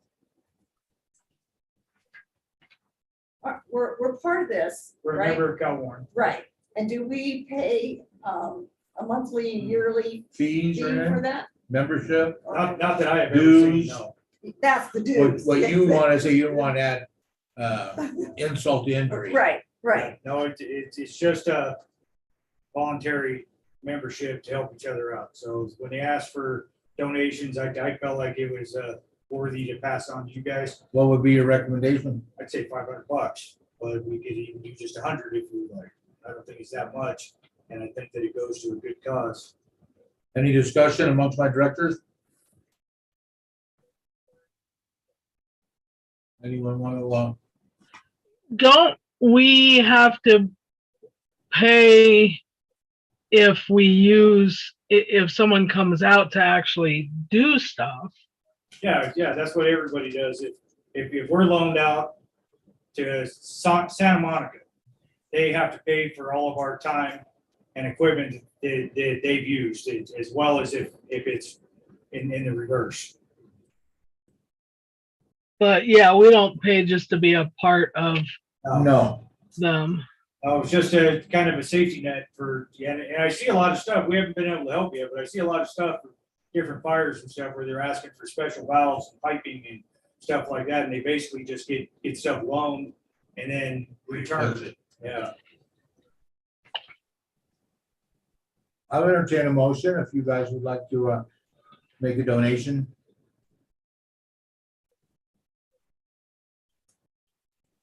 Okay.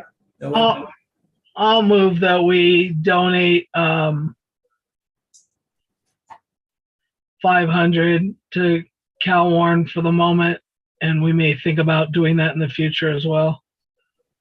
Motion's been made. Do I have a second? I'll second that. Motion's been made and seconded. Roll call directors. Director Kelly, Aye. Director Nyman, Aye. Director Schoenberg, Aye. Director Gibson is absent. Director Garcia is an aye. 4-0, 1 absent. Motion carried. Thank you. Okay, moving along. Number 15. Discussion vote on reducing the electric bill. Any suggestions or discussion? Well, I asked for this to be put on the agenda, Director Kelly, you have the floor. our office building. I know there's nothing we can do outdoors. I mean, the pumping is the pumping and the, moving the water is moving the water and we have to have the security and the lights and all of that. But for the office building, our electric part is over $500. And I think that we can turn off the air filters and turn off the AC at night. We've been setting the AC really high, 78 degrees every night to keep it, because we have computers and computers don't like extreme heat. The air filters, I'm still gonna argue that point for you guys, because we have people coming in here all weekend for on-call and stuff. Me personally, I feel like it's really helped a lot with preventing the spread of COVID. It's constantly scrubbing. It takes several hours for these things to scrub anything that's in there. So if we turn them off on the weekends, everybody gets here Monday morning. It's gonna take a while for everything to scrub again. And then who knows if that's gonna spread the COVID. And when we have COVID outbreaks, it's all bad.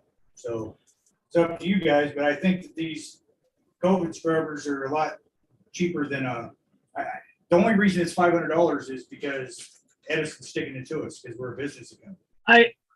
I think what we could do, I don't agree with turning them off.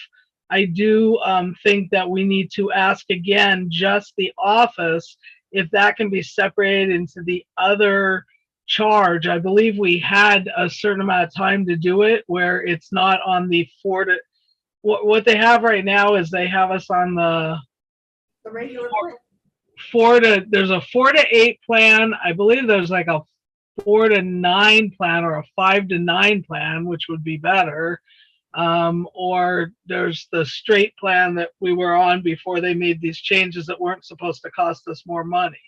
I think if we can show that it's costing us more money because everything's exactly the same, we would need to look back on the the charges we had a couple months ago, because I don't think we've changed anything in the last couple months since they implemented that plan. That might be a way of lowering it a little. I think that recommendation as far as that goes, it's so hard to deal with them and it takes up so much time that none of us have, that if we're that concerned with the office electricity, as we should be, maybe we should look at solar just for the office. Actually, there's plenty of people, just go ahead and bite the bullet because we're in this for the long haul. Solar don't really pay for itself until a number of years down the road. But let's just look at solar on the office building, get that started. I'd rather work on something that's tangible, that's going to be long-term help with electricity, and get solar on the roof of the office. I'd be happy to work on that. It's so hard to deal with Edison, and when they did the comparison, they're like offering $15 off here, $25 off on this side if you change the plan, and then they want to change everything. So I'm like, well, okay, can you guarantee me in an email that it's not going to change critical pricing? Instead of getting a response from the email, I get a phone call. So I have no proof of what they say. So I'd rather just go with solar if you guys are agreeable to that. And then we'll get some quotes, a couple of quotes, and then you guys can vote on that and see if we can save some real money by doing that. Okay. Does that sound good to you guys? Yeah. Yeah. Yeah. so we don't need to vote. We can just direct you to try to get some quotes. Perfect. Thank you. All right, number 16, discussion vote on reducing and or changing the answering service. That was something that came up, I think, a meeting or so ago. We never addressed it. But I brought that up just to put on the agenda as well, because I think we need to move forward on trying to get someone else. They go up by $100 every month now. Yeah, it was over $600 or something this last month. Right. Well, they raised their base rate, I think, to $275. And then we only get, what, 50 or 60 calls or something? Something like that. And then we're making, and people are like, we're getting like 75 or 80 calls, so they're charging us. Well, and part of the problem is a lot of the calls aren't even ours. They're for other districts, but the answering service still has to answer because they called the wrong water. well, company. plus, and then people are calling on Friday, even though people have known forever that we're closed on Friday, they still call on Friday. They forget that they call on Friday. Well, I just don't know how soon. Johnny, can you just check on who the answering service is that they use at the veterinarian here? I haven't had to. I've been doing all my job, plus working in the field, plus doing the pipeline Or replacement. Tiffany or somebody, because it ends up costing us a lot of money if that's like a lot less, or one of the directors. I mean, I do a lot of other stuff. There are some directors that aren't doing that much stuff right now. Maybe they could check. Tiffany says she could call the vet and ask them what they use. Why the vet versus someone else? I don't know if anyone else, I mean, we probably need to make a few phone calls, but I'm not sure they're all using answering services. Maybe they are. I mean, I don't know. I don't know what Lebec uses. I just know the vet, the service is obnoxious, but they do like screen everything. I'm just curious what they charge per call. Some districts have because I've asked, some districts have whoever's on call answer the calls, but then you pay more than you're going to pay for an answering service because you got to pay for the employee to be disturbed on his off time so much. So maybe the vet, you said that was an automated thing, maybe that's a solution, so we'll Pam, have Tiffany how, ask, and then we'll put it on the agenda. Pam, how do you guys handle, your off-time calls? You're talking to her. Oh. She has to answer all of them. Oh. Oh, wow. Okay. So you're on the phone constantly, huh? It's hit or miss. The winter times are a little bit worse, but actually it's gotten better.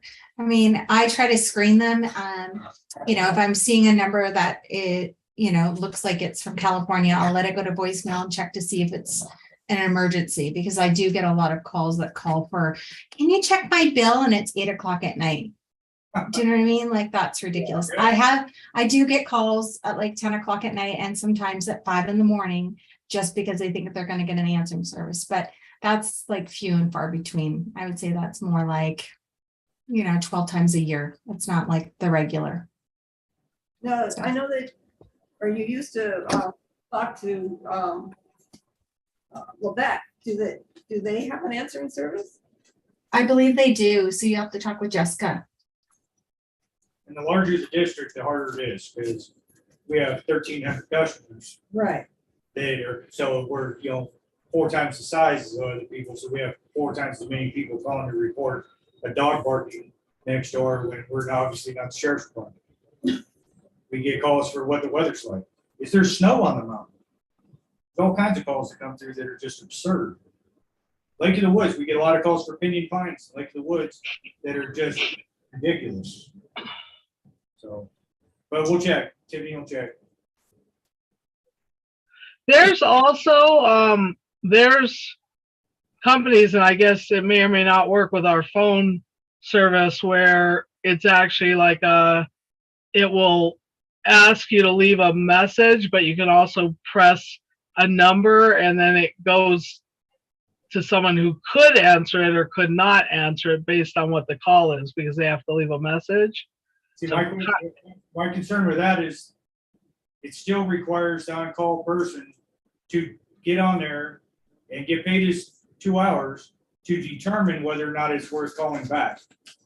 That's why we need a live person that can put it through when it's an emergency, because otherwise we still have state mandates that we pay them anytime their off time is disturbed. So if they have to listen to a message or see if it's something that they determine is an emergency, we still have to pay them. Yeah, it's 40 or 50 bucks every time. 40 or 50 bucks. So we're gonna end up paying more rather than less. Well. Okay, well, I don't want to take too long on this, so I think if Tiffany is willing to look at least the vet up here and maybe a couple other water companies to see if anybody else, like Mil Potrero, what they use, they're big. Okay, we'll leave it at that. Thank you, Tiffany. Number 17. Discussion vote on employee 401k program matching by the district. Okay, before we start with these next 2 topics, the first thing I'd like to do is I asked Dee to kind of stick around because it all pertains to retaining employees. This system has always been difficult to maintain. It's always been difficult to run on a small crew, but in the last 5 or 6 years, it's gotten exceedingly difficult, complicated with major issues and problems. So Dee, I can't tell you the time that I've walked through the system that Dee didn't have an opinion on how tough it is to run this system. So I asked him if he could stick around and talk to you guys about that as well. So I know you guys know the problems, but you might not understand the depth of the problem that we're dealing with. Got anything to say about that, Dee? Yeah. How well do you like our system? I been around the water business a long time, and have worked for lots of water purveyors, both in the private and the public sector, still do, of course. And one of the big issues that we find in the water sector is it's so specialized you spend so much time teaching people how to do their job, especially the operators and the technicians that run these systems.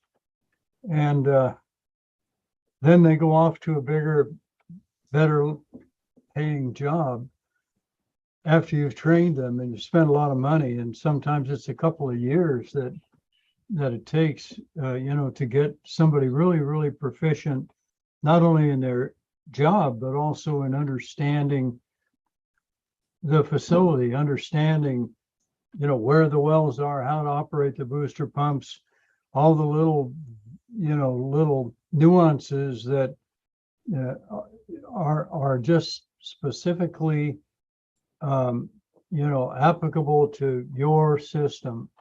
And then they go off and you got to start that process all over again. And it really is a very inefficient process. So if you got good guys and they understand your system and they've been with you for a while, do everything you can to keep them. And I don't know what that means for Fraser Park, or Lake of the Woods for that matter, but you got to pay them. They're in great demand. There aren't a lot of them out there. And water companies are looking to scoop them up. And so my advice is to do what you can to protect the good people that you have and the ones that are contributing to the operation and the safety and the reliability of your facility. Would you say that Fraser Park is particularly more difficult than a lot of the systems you work with because of the terrain and the age of the piping and stuff? Absolutely. And it just amazes me that, we'll be maybe in a board meeting like this one in December or January, about this time of night or later, and the crew and Johnny is out up to their waist in water at 30-some, 20-some degrees, trying to fix a pipe, getting sprayed with this stuff, and in the shivering cold.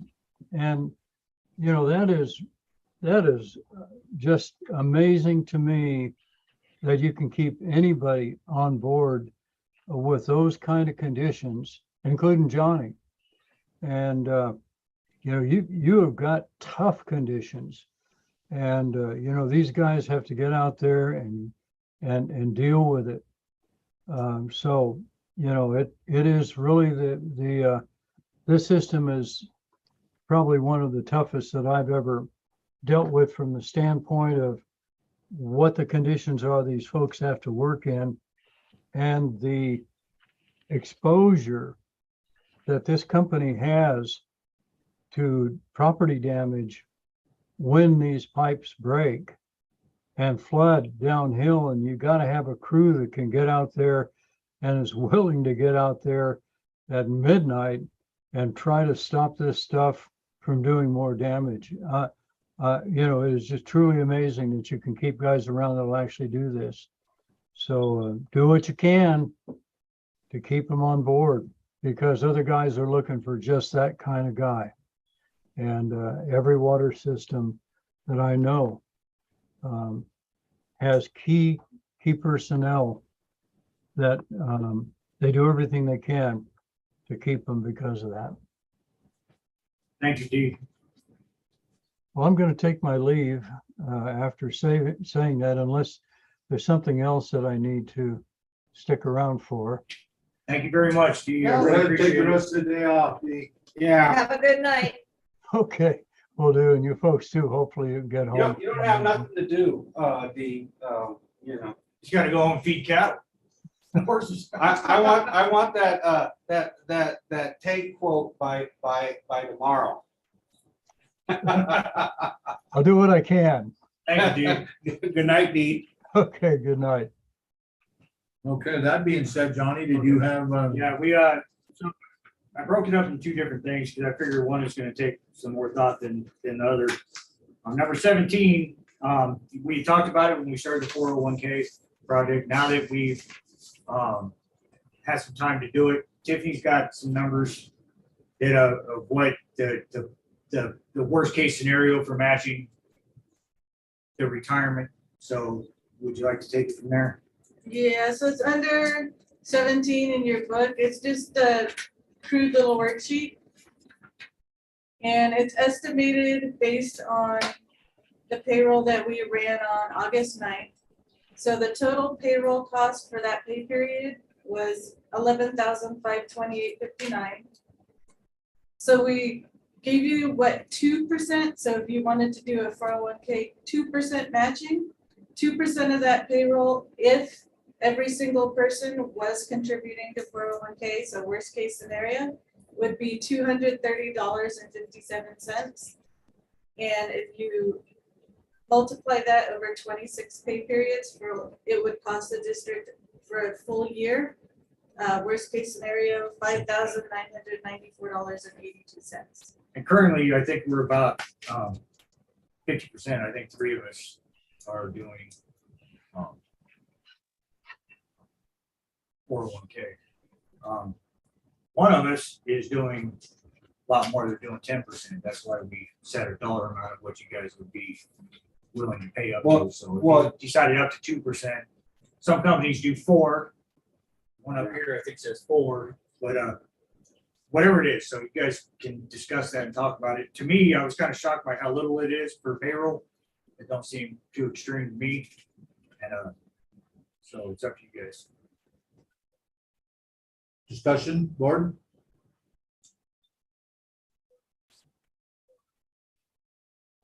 I'm thinking, 2% is what might be something as a start. It's good. Something, I'm just gonna throw that out there. I'm all for, retaining the employees. I agree with what Dee said. And of course, the next one is gonna be wages. So, it's All tied together. it's all tied together. And also, before you do that, I have a news report that came out yesterday, but you guys probably don't want to spend the time to watch it now. It's not that long, but it's talking about, just last night, they were talking about skilled labor, which we're skilled labor, but nationwide, and in particular in California and the other cities, there's a huge shortage of skilled labor. In a lot of places, for every one person that's hired, 5 people are leaving.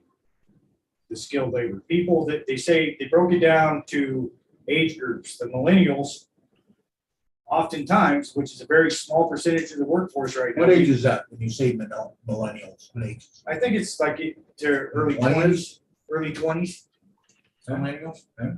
And there's very few of them. So And they're just entering the work, or they have been for the last 5 or 6 years. depending on whether we're blue collar or white collar. And they're saying that most of them were pushed for 4-year degrees. Right. So that's what they're all trying to do is 4-year degrees. Where it used to be, the majority of people didn't do that. The majority of us went to work blue collar. Now that's not the case anymore.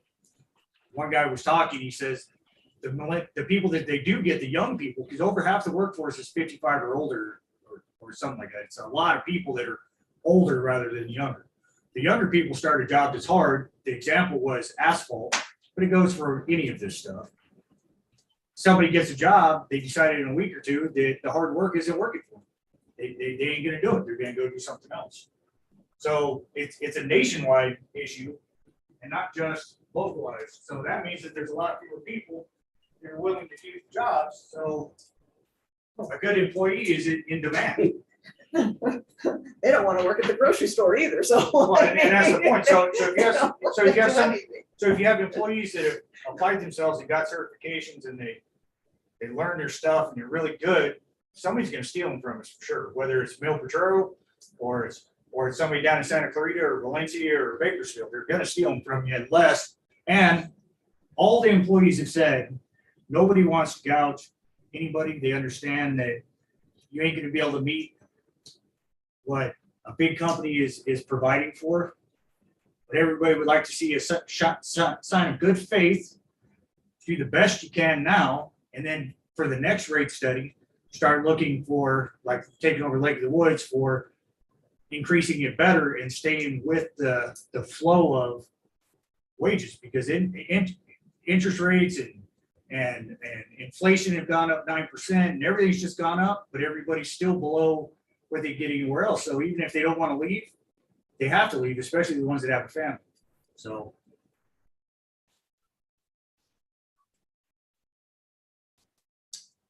You have any thoughts on that, Director Schoenberg?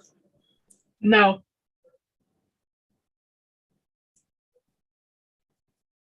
How about the rest of the board? Well, I mean, I understand that we have to retain people, but you also have to understand there's no growth in our company. What does that mean? No growth. There's nowhere to go.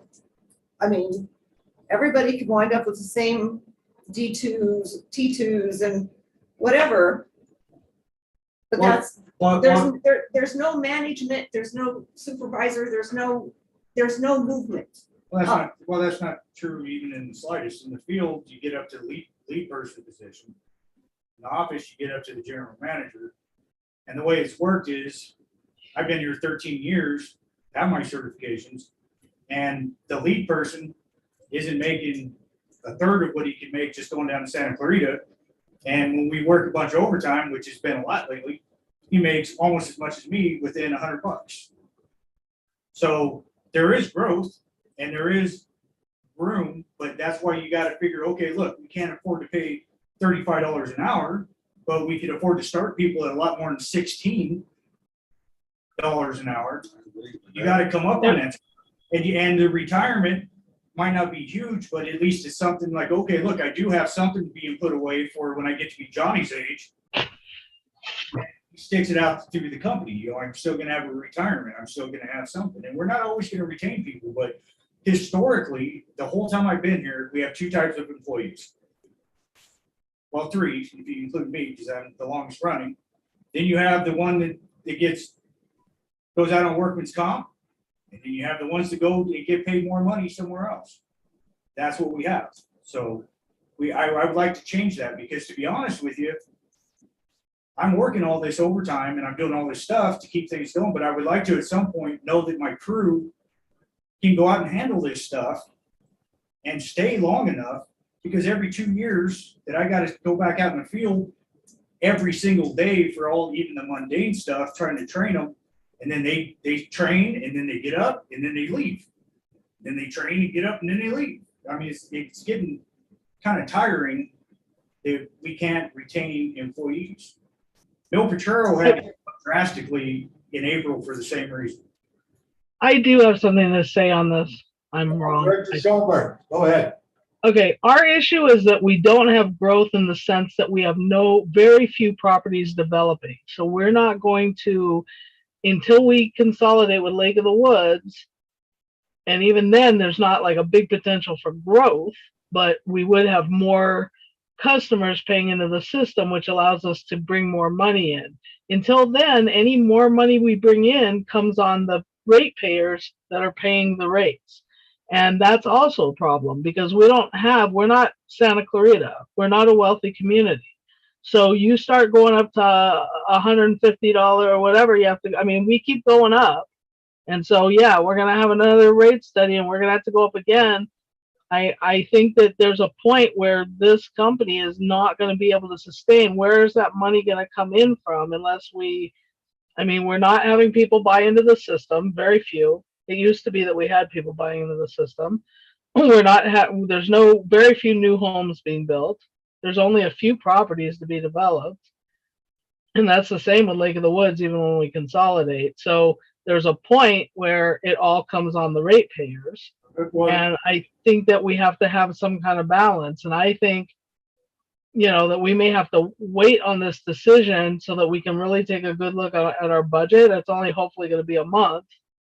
I feel badly because I haven't been feeling well, and we haven't been able to go that quickly on the budget and the other stuff because we're trying to do it all at the same time. But I think without looking at what else we need to look at, that we can't in good standing make this decision because we didn't raise the rates very much. That's why I split it in two sections, the 401k and then the wages. But I will say that Pam's dealt with this. She's had to come up. Rebecca's had to come up. Everybody's had to come up. And right now, wait, can I just finish? There's 2 employees that are actively applying for work right now. Not that they want to leave, but because without overtime, some of these jobs are paying $70,000, $80,000 a year. Now, if we don't do something, some kind of sign that yes, we're going to try to do something, and they get a job offer, they're going to be gone. And then I'm going to be left with the guy that's got, well, you can't do that, Terry, because I'm the one that's left. There's a person that's been here 90 days. If the 2 guys that are certified get hired, I have a guy that's been here 90 days that doesn't even know what a crescent wrench is yet, let alone how to run a booster and how to shut down tanks and stuff. So just throwing it out there. You guys can postpone it if you want to, but if we wait entirely, we're going to wind up being sorry. That's my advice. I have not had a guy like Corey since I've been working here. Somebody that could actually handle going out and doing things, and he's smart and intelligent and sharp. And I don't want to lose him. We have been consistently raising Corey's rate. Yeah, and it's still far less than what he could get being a T2, D2 operator. They could operate equipment and operate a water system. That's the point. Even if he just went to Mil Petrero's is $33 to $47 an hour for what Corey's doing right now. And they can't even hire people, is my point. They can't even hire people most of the time because nobody wants to work in this industry for something that's only going to pay you $23 an hour. So then who's going to run the system? A 56-year-old guy is going to run the whole system indefinitely forever? I don't know that I can. No, I understand all of that, Tony. But you also have, we're also a disadvantaged community, and that's why we get all these, the state help. Granted, and when we do a rate study, we've got to figure out what it takes to run the company. So that's why we're saying, we know that you can't meet Mil Petrero's amount now, but just saying, you don't want to do another rate study to put it on the people because it has to come from the people. And you don't want to say, okay, fine, we're going to come up again, and then we'll revisit it the next rate study. If you just say that's just it, and then the system fails, because this system is in terrible shape right now. If I ain't got experienced crew, you should see the look of the deer in the headlights, even with the crew I got. When I show up and it's washing down the hill and it's got mud flowing through 4 or 5 yards, and they don't know what to do. What if I have somebody that's only like all new people, fresh out of high school? What am I going to do then? A lot of claims. A lot of claims and all that stuff. So, I mean, I understand it's a difficult situation, and every employee here understands it's a difficult situation. I'm just thinking, make some sign of, effort tonight, and then you could revisit it again after you gather more information or whatever. I mean, we need to look at how much is coming in, how much we're putting out, and how much could actually be spent on the wages. It's as critical to me as a new water tank or piping. You can't operate those things and keep them running unless you have the crew to do it.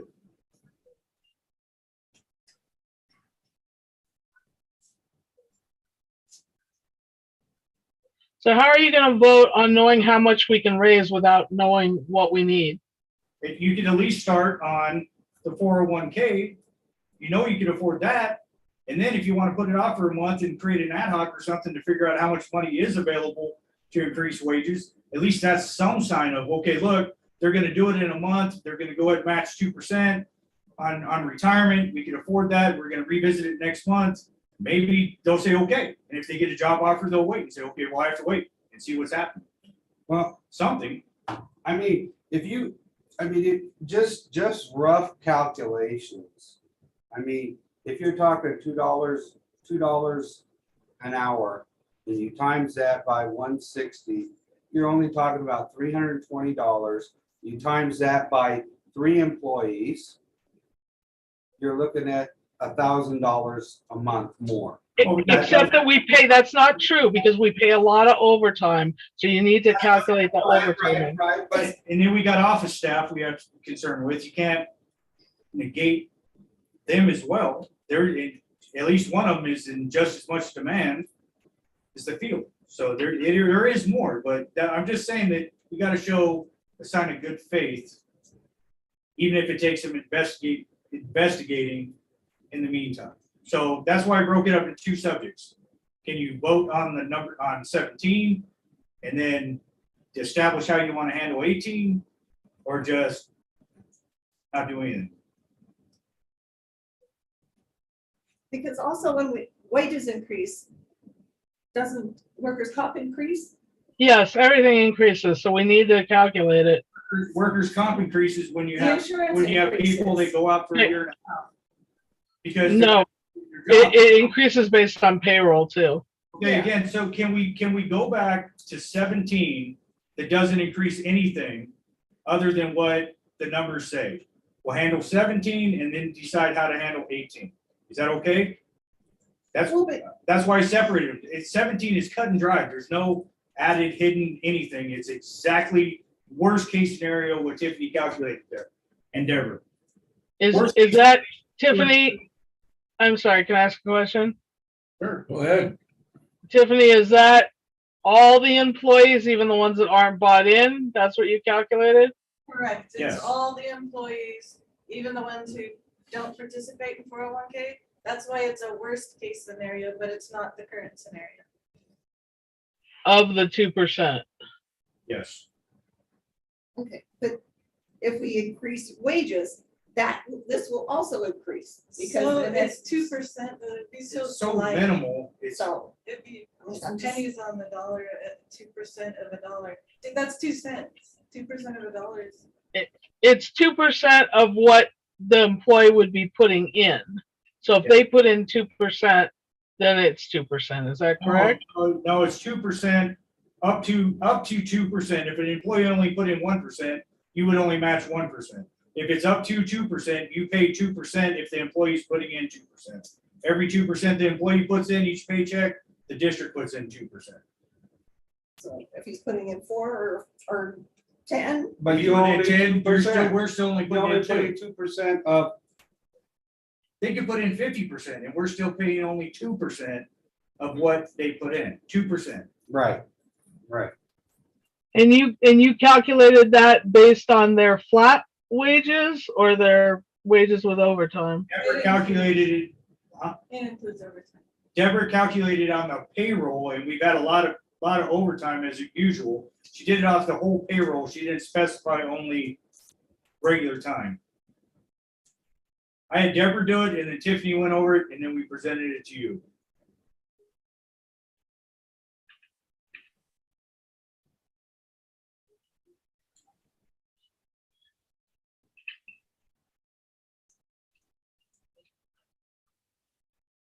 Well, I'm all for 2%. to 2%. I don't think that that's a big amount of money, and I think it's a goodwill gesture. That's just my opinion. Would you be willing to make a Yes. motion? I'll make a motion that we approve on the 401k program matching, that the company matches 2%, Up to 2%. up to 2%. We have a motion. Do I have a second?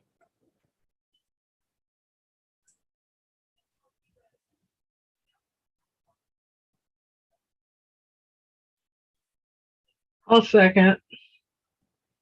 Motion has been seconded. Roll call directors. Director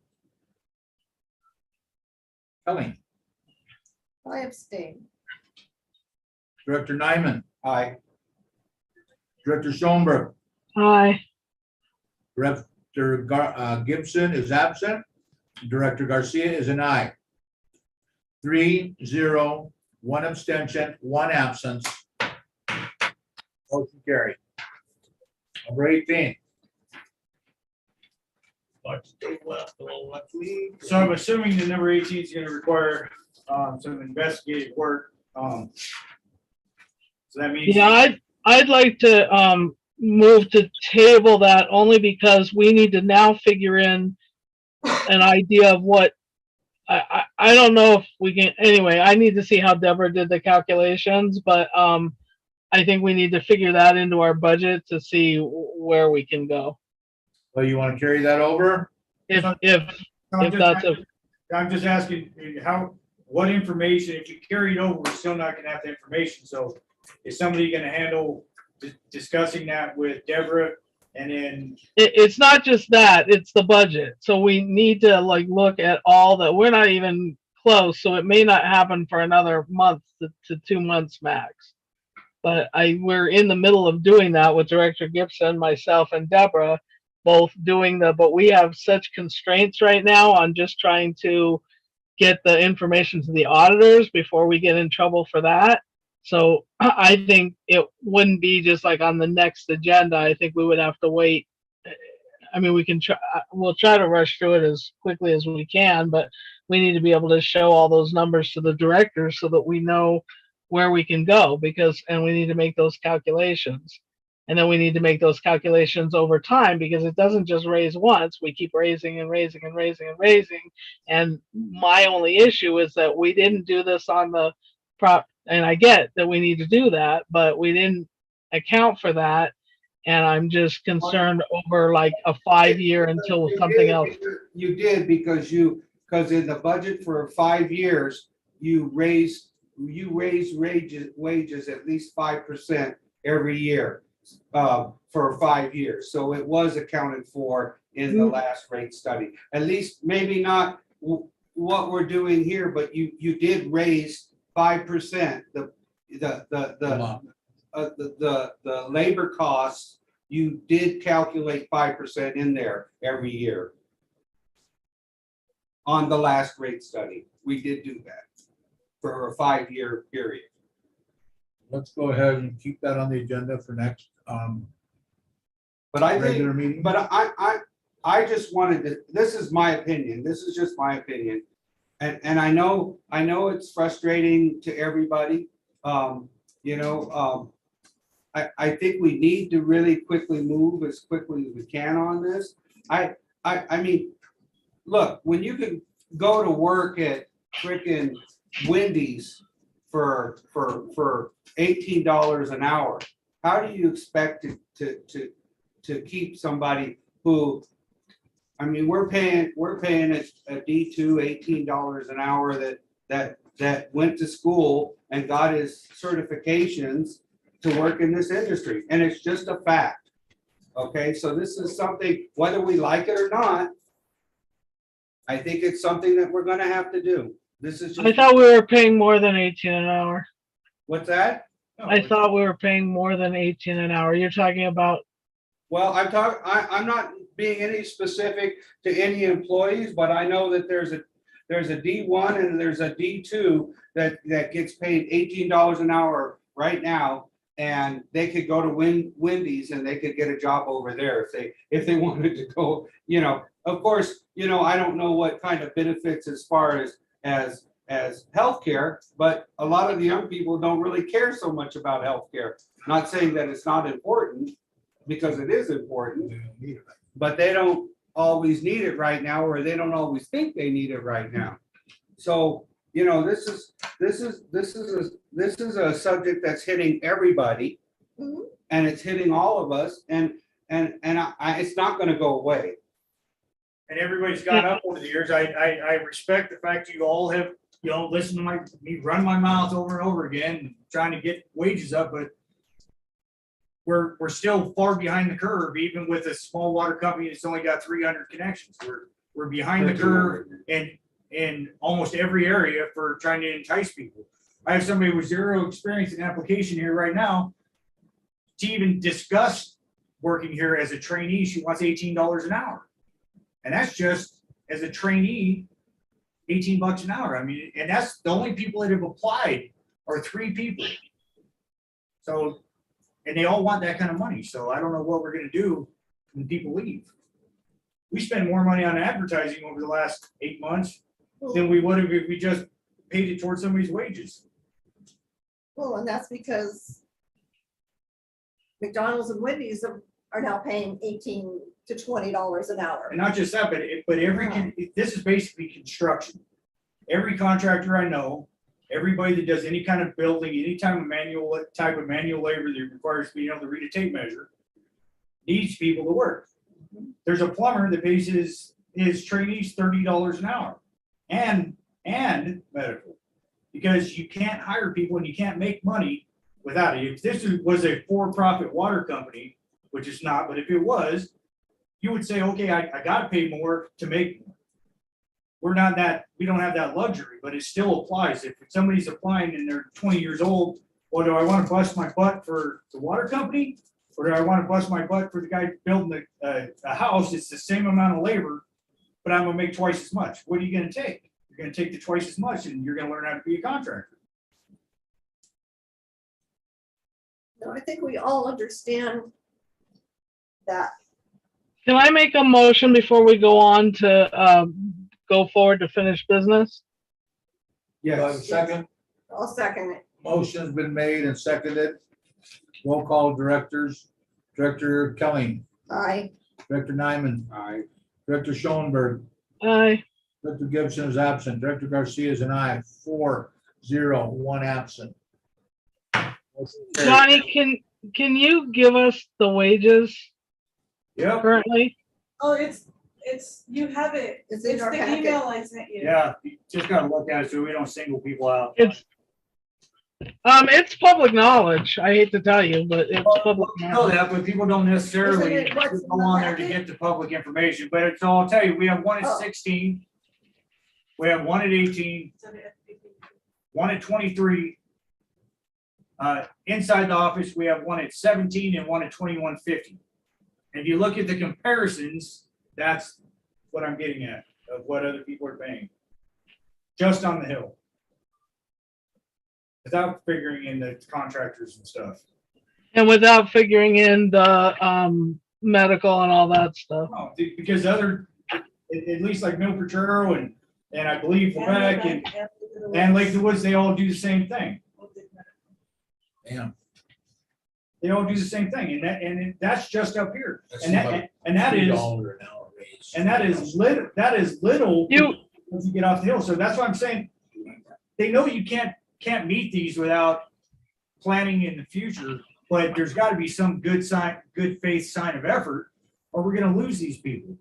So now you're wanting us to make a decision again right now, or you think, I don't know. I think we're just making a bunch of decisions without looking at stuff, but The only reason I'm pushing it, I'm asking who's going to do the research in the meantime, because if we put it off till the next regular meeting, we're still going to have no more information than we have right now to decide. So I'm just saying, if it requires somebody stepping up, that the rest of the board's going to listen to, because that's a problem too. If we create an ad hoc and the people on the ad hoc aren't listened to by the rest of the board with their information, then we have a problem there too. I'd like to say something. Looking at the prices and the wages, looks like our scale of wages across the board about $2 below what would be, I think, a good step in making a move of good. Well, that's what I was talking about. I mean, you're talking about $1,000 just, but that's wages. Then if you put time and a half on there, you're probably talking about an extra, so a couple grand. And then whatever the cost for the cost that the employee benefits cost. So I mean, you're probably looking about an extra $5,000 a month, at least. Maybe, if you're going $2 an hour, it's at least But then five. you just went $5,000 on the other one. Yeah, So- so that's 10, but 10 grand, I mean, I think you're looking at more than 5. I think you're going more than $5,000 for all the employees you're talking about. well, right now, I was just talking about the people in the field. Yeah, but then you talk about the people in the field, then the office is unsatisfied. Then you talk about the office and then the field, you know what I mean? It's like, it's a never ending balancing act. But I think we're talking a lot more money than what you're saying. Again, I'm asking you guys to create ad hoc that's gonna be listened to, that could maybe delve into it a little bit to at least figure out amounts to where there's something that could be discussed more than what we got now at the next meeting. So at least I could tell the employees, look, they're actively seeing what they could do. I mean, I totally agree on the lower end that we're not paying even close to enough. I mean, on the higher end too, but on the lower end. But the thing is, Lisa, if you on the hiring end go to $18 an hour, which is what I think we should need to do for a training, you've got experienced people that are only making $18 an hour. You have to give them a raise. You have to give them at least a couple dollars. I know, and then you have to give every single other person a raise of about the same amount at this company. I'm Right. just saying. I understand what you're saying, You know, but it happens every time. So far we've been equitable. Every time we raise it, we raise everyone about the same amount, because if one person gets $2 and one person only gets $1, then they're going to leave because they're unsatisfied. It's kind of like we either need to, I'm just saying, like, it's someone's always going to be unhappy. It doesn't have anything to do with that. It has to do with being competitive in the other local water companies and the other local businesses that are stealing all of our people that will come and work for us. I mean, that's really what. Well, I'm going to tell you, like a office worker making 17 still competitive somewhat, but I'm not talking about I'm just saying, like, I don't know. It becomes very difficult, Johnny, because I think you need to raise, because they're still going to be unhappy. I understand the competitiveness of the field, absolutely. Like, I think our field people are not paid enough. But Well, really, what happens is that everybody wants. If you do the whole office, you're looking at, just on a 40-hour week is $1,600. Okay, then you're going to add time and a half in there. So you're going The office doesn't have a lot of time and a half. No, I know, but I'm saying then you add on maybe another $1,500 for time and a half. And to be honest with you, So that's $3,000, and then you have to add in the workman's comp and benefits, I think you're $5,000. So you're at least at $5,000 a month. one of our office staff, I think, was higher than they should have been, and wouldn't require as much as some. And then the other one hasn't had a raise in a year that does twice as much as was ever expected of that person to begin with. So there is some balancing that could still happen and some incentives to do that. But anyway, you guys understand the problem. I'm always pushing for everybody because we got to retain people. And in this market, it's even harder than ever. And we've never been able to retain anybody worthwhile ever. But we also will still have to be able to stay solvent. But you're not going to stay solvent by having people leave and nobody here to run the business and everything just falls apart. That's the problem. We had work orders when Corey and Jose started here. We had work orders that were 3 years old that they have knocked out all of them, because when people are doing the workman's comp thing and constantly gone and whatever. Speaking of that, I got a question. Where is our last workman's comp person case sitting? Still trying to get. We're carrying them on their. No. All we're doing is saving the slot for them. Okay. Does not cost us anything. No. We're carried it for a year and that's it. Yeah.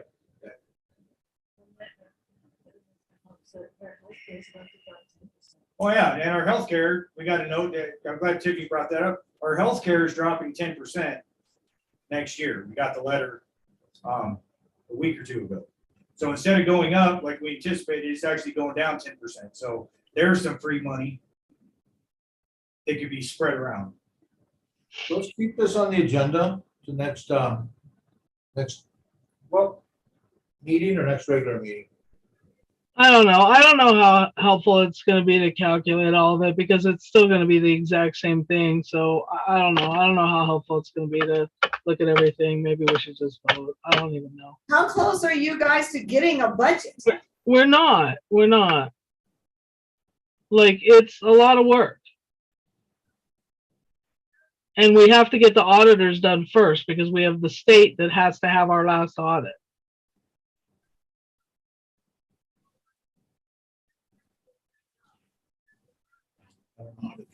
So I don't know. I'm inclined to look at this wage table and I think we need to, $2 for everybody. well, on a side note, I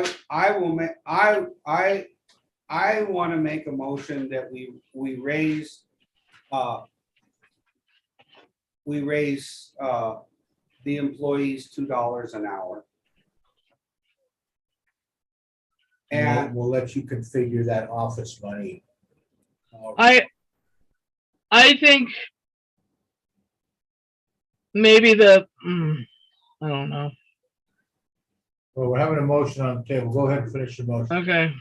Okay, well, so that's the one motion. Then we have to look at our wage table itself.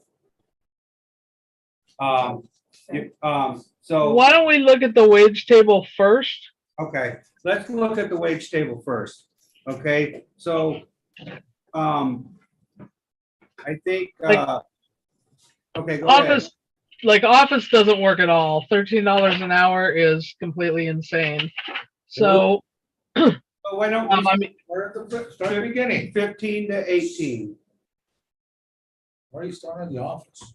Well, that's. I mean, there's nobody doing that right now, but I'm just saying that's not a But if we're I going mean, to update the wage table, we need to do it all. Yeah, go ahead. So I say, I would suggest that we make the office position 15 to 18.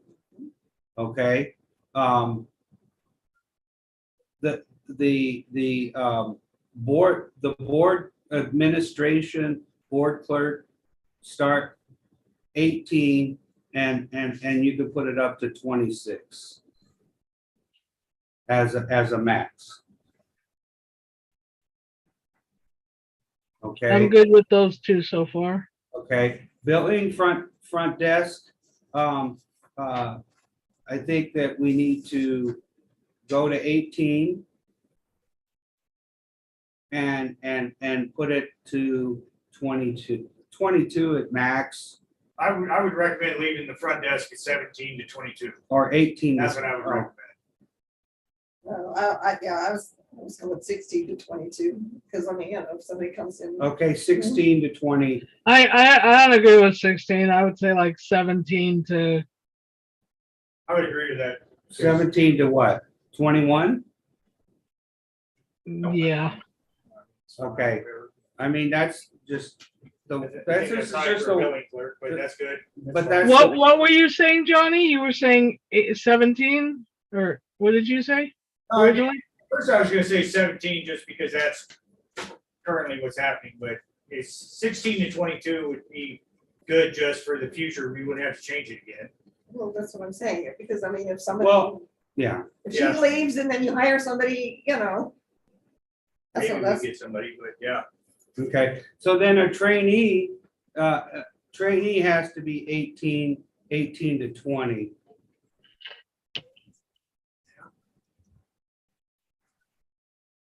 And field worker 2, I would like to put 17 to 20 on trainee.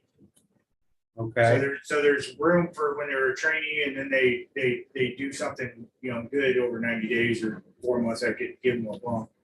okay.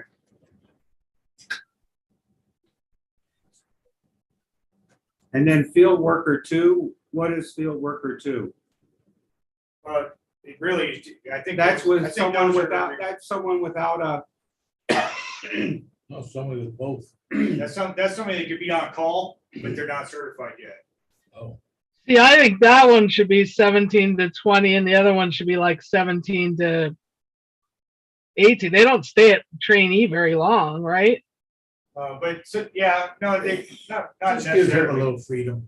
Yeah, just keep it open, wide, but yeah, same thing. Operator 1 is basically the same. Operator 2 ends up being No. doing stuff. I'm saying the field worker 2, not the trainee, should be higher and the trainee should maybe not go as high so that you can either a trainee is going to work out or they're not going to work out. If they're not working out, then you're going to like look for someone else, right? But on the, Well, the trainee, then you do 17 to 18 yeah, and then the field worker go higher, and then go 18 to 18. like 22 or something. Yeah, I don't know how the wage scale. I think it was wrong before. Operator 1 is going to be We're talking about field workers still. okay. Like the trainee and the first field worker, right? Because what's the operator 1 is once they have their first license, and then they go up $1 automatically, don't they? Every time they get something, What's that? Operator, go- do they got their Operator first cert? 1 means they have their D1. Yeah. Oh, this is- And operator 2 means they have their D2. Right. And senior operator is, they probably have D2 on T2, or they don't necessarily have that, but they're the senior operator. And see, and here, now it's not even a senior operator. Now it's lead operator. And that is based on, there's two different things. So we got to, well, jumping ahead of ourselves. Let's go in order and then I'll explain Yes. lead operator. But that's what. so we're can we go back to field worker 1, which is just a trainee coming in, brand new, doesn't know anything? Shouldn't you be hiring a trainee at least $18 an hour? Yeah, because nobody wants to work for any less. So why don't you go 18 to 20 on that? Because they're gonna bump up hopefully.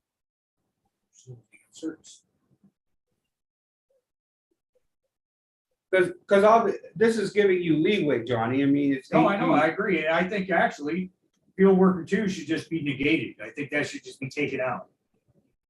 Okay, If you have the wider range, right, you're still training because you haven't gotten your certifications and nothing. right, okay, And that simplifies things as well. okay, so take that out. So there's no field worker 2. No, And when they get their D1, they're gonna bump up $1 automatically. So if they were at 20 or at 18 or whatever, they're gonna automatically bump up $1 every time they get this. Correct? So that's what, 19 to what, 23? yeah, and that's. All right, well, I mean, I think even if you ain't willing to, you can't give it to them yet, we should at least, a trainee for Lebec. I mean, not a trainee, but a D1 operator in Lebec is $25.50, so we should at least carry the wage scale. Or what are they getting for their benefits though? Because I mean, if nobody cares about benefits, maybe we shouldn't pay as much for benefits and we should go higher. Medical, and I'm not saying that right now you could pay a D1 $25 an hour. I'm just saying that in the wage scale, you should put it at least that, so where eventually we can 20 do or it. 21? Yeah, because I'm not bumping people up to that anyway, but we should, Lebec is less than everybody else for D1. What do you want for D1? Well, 20 or Mil 25? Patero is 20, 23, well, they go all the way up to 32. Yeah, so I'm let's say saying 20 or 25. Yeah, don't mean they're gonna get it, it just means it's eventually. I know, but I'd like to see what their field people are actually making, not their range, what their field people are making and what they pay for. We ask that over and over again every time we do this discussion, and no one ever has that information. Like Lake of the Woods is here. What does somebody You make? have that in front of you, Lisa, you already know they're making more, like if they're an operator 1, they're a D1, they're already making at least $23 an hour, or they may be making way more than that. We don't. They're making at least $23 an hour. These are actual wages that came from the water companies that sent it to us. That's their pay scale. That's their pay scale, 23 to 32. Operator 2, 26.99 to 38. I mean, we could never pay that. Or operator 3, 33 to 47. Right, right, but are they, I mean, apples to apples and not apples to oranges, are they actually paying them benefits? What are they paying? How much overtime do they normally have to do? All that. They're paying them medical.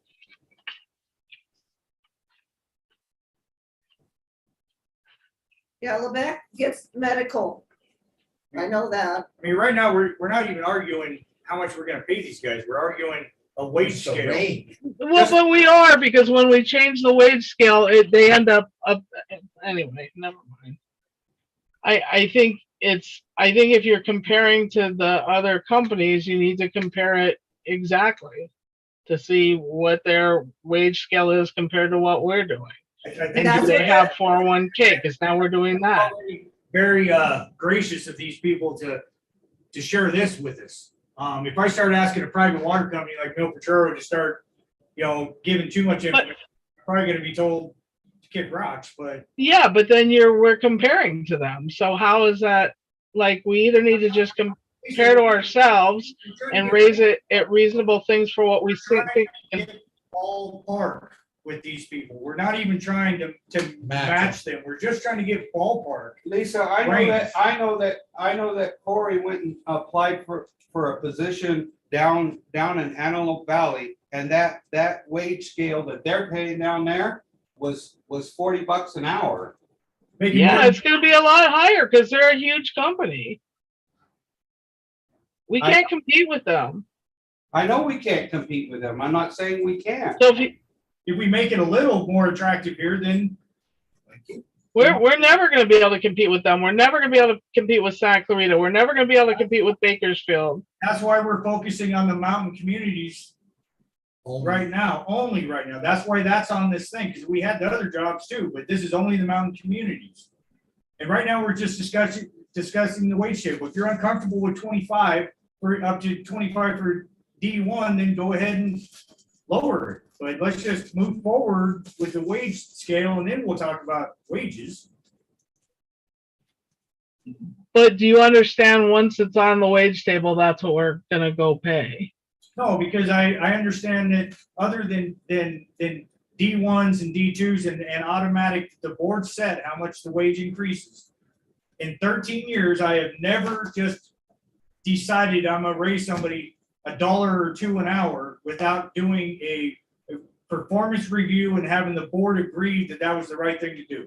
Not one time. The only exception is I've had to change the hiring on rate from the $15 an hour that I was told to do to $16 an hour. And now even that ain't doing it. So I increased it to 16 because I couldn't get anybody. Right, but we just increased it to 18, so it just jumped. Like, I'm just saying, I get that we're not doing the math. We're not talking about the just regular office position. We're talking about the front desk. Raising it to 25 because then we would end up paying it, but it would still require board approval. The wage scale, in my opinion, means very little anyway. Everything goes before the board here. I don't do anything without the board. Right, but it goes, okay, never mind. It goes before the board like this because everything is like, they're going to leave right now because they're going to go to Antelope Valley and we're never going to be able to compete with that, ever, ever, ever. Yeah, I just said we're not competing with them. We're not even going to be able to compete with Mill Potrero. They're a much bigger company. About Lebec and Lakewood Woods, and that's what I'm saying. We got to go with what we got. Right, but they only have a couple of operators and they're not constantly paying overtime either. Let's compete with Santana. Let's compete with just about anybody else that's hiring people up here right now. Forgetting somebody that's just willing to show up and go to work. They're paying more than what we're paying.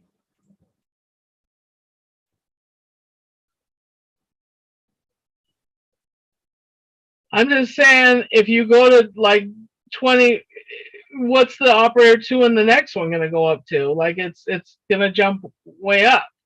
So you're jumping high on the D1, but that's the amount. Plus, they're going to get an extra $1 no matter what, because we already voted on that. What I'm saying, Lisa, is that regardless of what the wage scale says, that doesn't mean that's what they're getting. It just means that every single time we do a rate increase, we have to change the wage scale. If we know that we're already far below where we should be, if we have the wage scale set to where then the next rate study in 2 years or 3 years, we have. 5 years. It's still pertinent.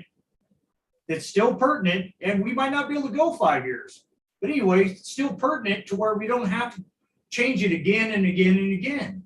Right, but you do understand that every time there's a rate study, we have to up the amount that people pay in the town again and again. Absolutely, and if you don't up that to retain employees, then you have a failed water company.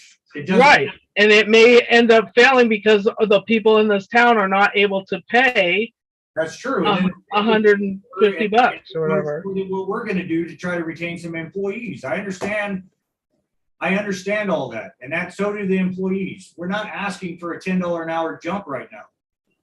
Nobody's asking for that. We're just simply saying, let's get through the wage table and then figure out what you can do right now. And I'm just saying you're like if you raise the operator 1 to that, then what are you raising the 2 and the lead? You're gonna have to go, operator 1 is gonna have to go somewhere between 18 and 25. Now, operator 1 is never gonna be good at 18. That's the point.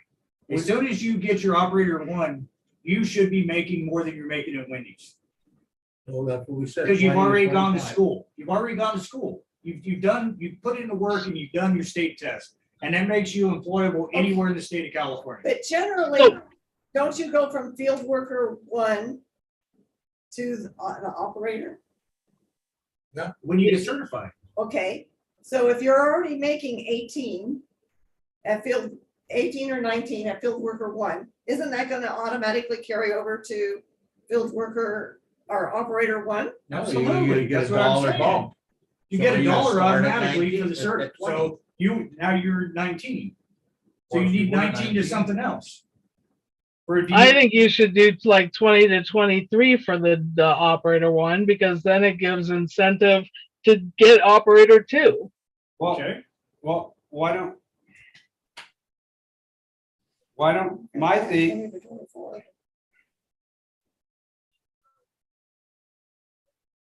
My Dr. argument, Nyman, my go ahead. argument is this, if you go 18 to 22 for a D1, and I got a trainee that's good enough to get a D1, but he ain't worth much, which has happened, I can still keep him at $18 an hour.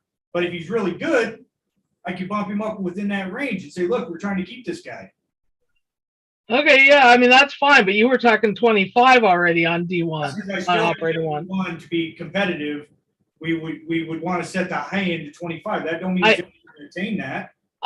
I'm saying then you're having to set your 2 even higher, and I'm just saying like it's high, and then they're not. It's not a law. You can set the D2 at 20 and take it up to 27.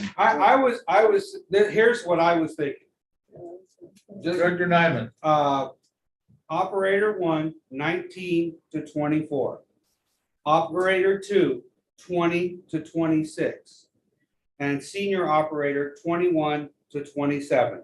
I agree with that, but the senior, I don't agree. I think operator 1 should be like 18 to, I don't know. I was saying 22, but Well, 18 wouldn't even apply here, Lisa, because you're already hiring somebody at 18 and they get. he just said it applies, Johnny, because he may have somebody who bumps up $1, so they're really going to be at 19, but they're not. He's already got problems with them, and he's going to encourage them to move on. I misspoke there. It'd have to be 19 to whatever. It would have to be 19 because you hire him at 18, he gets a D1 license, So he he gets automatically $1. gets $1. He's gonna be at 19. Yeah, that's true. So.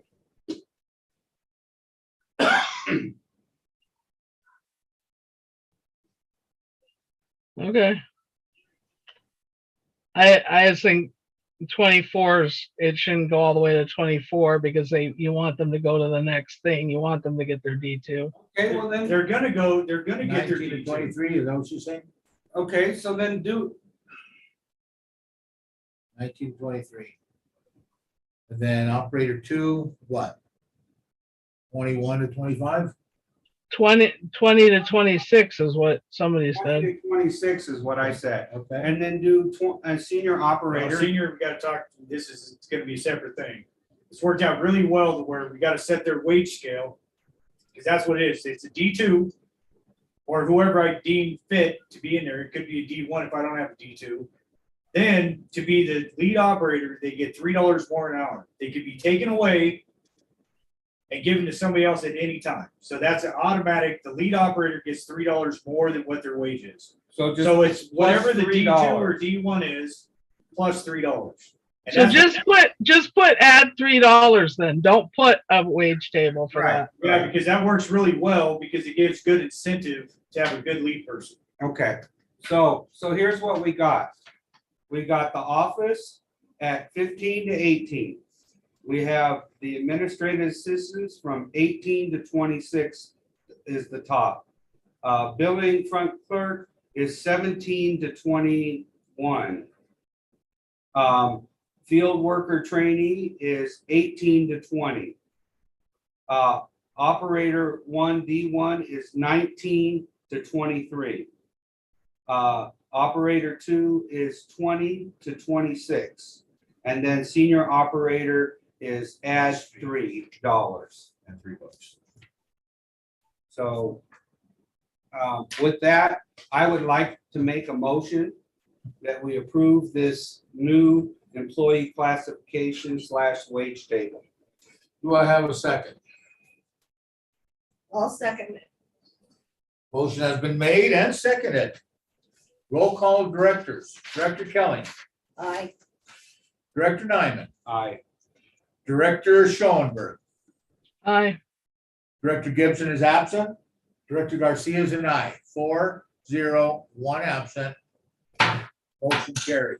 Okay, now this is, Excuse me. Are we going on to the next item? well, we're still in the there. same item. It's just, No. it's just We're just now doing Second another- stage of it. The the second, second stage of it. Oh, So right now, there's no office person, right? There's a admin that's at how much? And admin is at 17. that's the Right only, now? No. Are you talking about current wages? Yeah, office. Yes. And in office. I'm not talking, there's no office. There is no such thing as an office right now. What's There's the a front office? Billing front desk. Billing front desk. Okay. Oh, okay. Yeah, I was. So Okay. the Yeah, admin, Okay. Yeah. So we have no. The office is like when we hire somebody to help do stuff in the summer and stuff. No, yeah, we have no office. okay, We have a billing front desk. And it's currently is 17. whatever you want What's to the call new it range? out there. Well, 17 to 21. So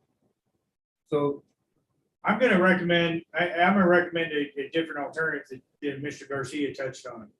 Let's decide, because the other office is 2150 currently. Let's decide how much can go up in the office and let me disperse it the way I feel merits the job position and the effort being put into the job. What? Say that again?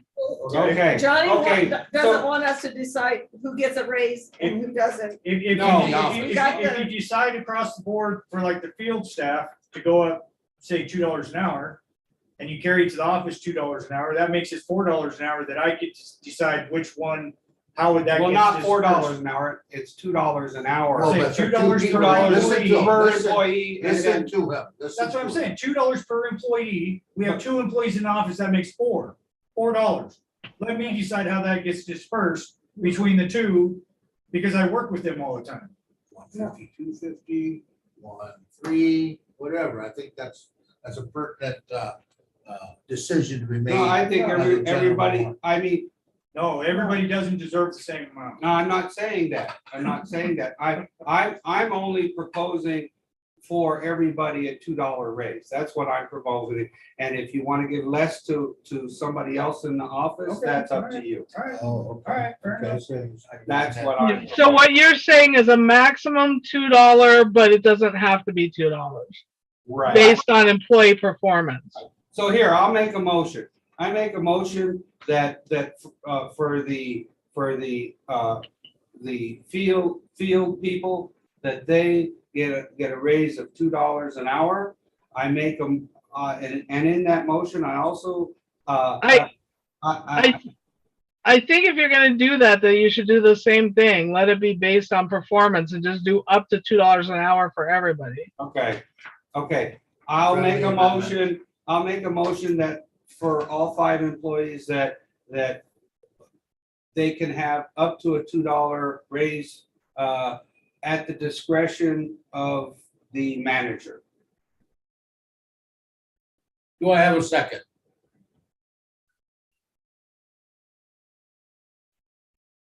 Yeah, I'll second that.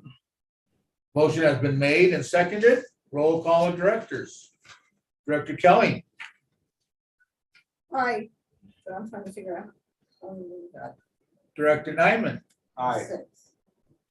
Director Schoenberg, Aye. Director Gibson is absent. Director Garcia is an aye. 4-0, 1 absent.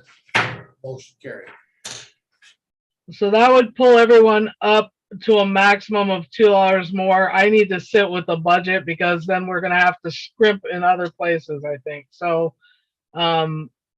we just need to try to work that in. Now, I have something else to bring up on that topic. Because it's actually gonna be more now because the amount that we're matching is gonna be more now too, correct? Now, on another topic, Johnny, go ahead. now our lead person is gonna be making more than me. And now just listen, hear me out before you get, hey, more than me, even though I'm working a ton of overtime, the next person down is gonna be making as much as me on average with overtime. So not to be the money grubber, but how about you've been giving me 5-year contract renewals? How about we keep everything same, my wages and everything, but give me a 10-year contract, so that takes me up to social security age almost already. We have enough projects to last that long. I'm not asking for more money to cost you more. You still have the same loophole to where if I don't do my job, you only have to pay up to 6 months and you want to get rid of me. So it really costs you nothing other than I got job security, so it's worth it to work harder and not worry about getting any more wage increases than what I already get. I'm not asking for anything more other than a little confirmation that I got a job, as long as I'm doing a good job until I get up to social security age. So what are you saying? You're saying you're not asking for more money, you're asking for a 10-year contract. Just saying, just give me the 10-year contract with With the saving 6-month loophole, and then that way I know that it's worth staying With- around. With the same cost of living. Yeah, the 2%. Since it's a contract, it would be an agenda item, like they can give you the verbal, but we have to confirm it. Oh, yeah, I mean, but if you guys say, yeah, then that's good, you approve it, then I'll amend the contract and you guys can sign it at the next meeting. Then that way I'm not asking. Yeah, it needs to be on the agenda for the next meeting. Yeah, we'll put on the agenda, but is in verbal discussion, is there any discussion regarding that and how do we feel about it? I feel fine about that. I don't see that would be any problem. It just means that there's a longer contract, so there's a guarantee that we're not gonna like turn around and just, do something crazy. It's the same as last 2 contracts, where if I don't do my job, you guys want to get rid of me. Well, But we I have don't do cause, something- we'll fire you. Yeah, and if you fire me and you don't have good cause, you have to pay me But- 60. If I neglect my job and I'm not doing my job, or I wind up drunk on the floor in here, then you get rid of me, it don't cost nothing. But the rest of it is, if I'm doing my job, I got 10 years of security. I'm okay with doing a 10-year contract with just the regular 2.5%. I mean, or 2% or whatever was in that original contract. Okay, well, we have 3 directors that are okay with it, Yeah, I think you should just bring it to us, Johnny. It shouldn't have any other changes in it. Just bring it the way you just described it and I mean, if you guys go for it, then I'll do that. I'll just change dates. put it on the agenda. of course. Okay, So you guys want to vote on that? well, we don't vote on it, we can't. We can't. It's It on has the to be, agenda. it'd be on agenda, just bring it as an agenda item. Okay, 19, review and approve meeting minutes for July 7th, 2022, public hearing. I didn't give Tiffany all my changes for all the minutes. I only gave her one set, but as long as you guys, because I have a few other really silly changes, but I gave her the one that had the most changes. So if you just approve it with the amendments or with the amendments that have been mentioned to her, then I think, even though I'm late in getting her any of the stuff, but I did give her the one that had the most changes. So I'm just saying that there are some changes I haven't given her on all of them, but very little compared to the one that I gave her. So you wanna make a motion? I'll entertain a motion. I'll, make a motion that, we approve the minutes for 7/7/22. Do I have a- The public hearing. With the, possibilities for amendments for typos and other errors that we may not have caught or that may need to be corrected. You need to put the additional wording of the one that has the wording that says that what the directors have given her. This one. Yeah, you were in that 7/7. We'll leave that. And I was- Oh, I so will then we add- can't I will even add do the 7/7. verbiage. We can't even do 7/7. There's not enough directors. That's correct. Yeah, there is. No? She No, could, you both have to abstain. Still, those You two, needed you two that. have to oh, abstain. you weren't at 7/7? Oh. Yeah, so we need I'm sorry, we need to table 7/7. So go on to About the next one. 7/14. Was So everybody, Well, I'll carry over 7/7. was everybody there? You three Except guys for- were, I won't. Yeah, we were. Okay, I'll entertain a motion for 7/14/22. Okay. I'll move that we approve the minutes for 7/14/22, the regular meeting. With the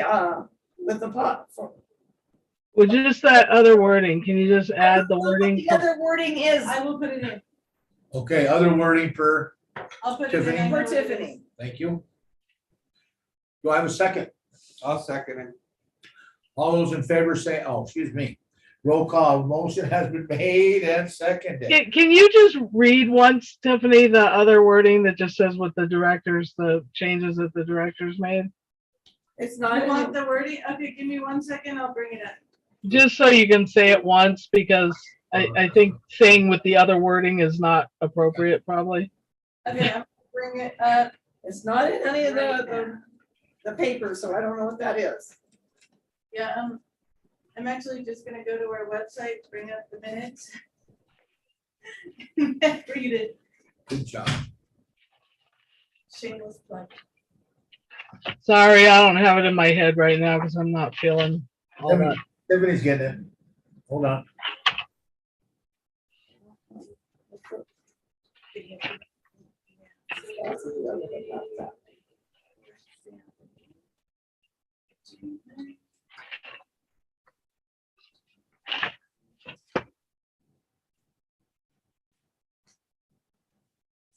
We need to plaster that on the bulletin board somewhere.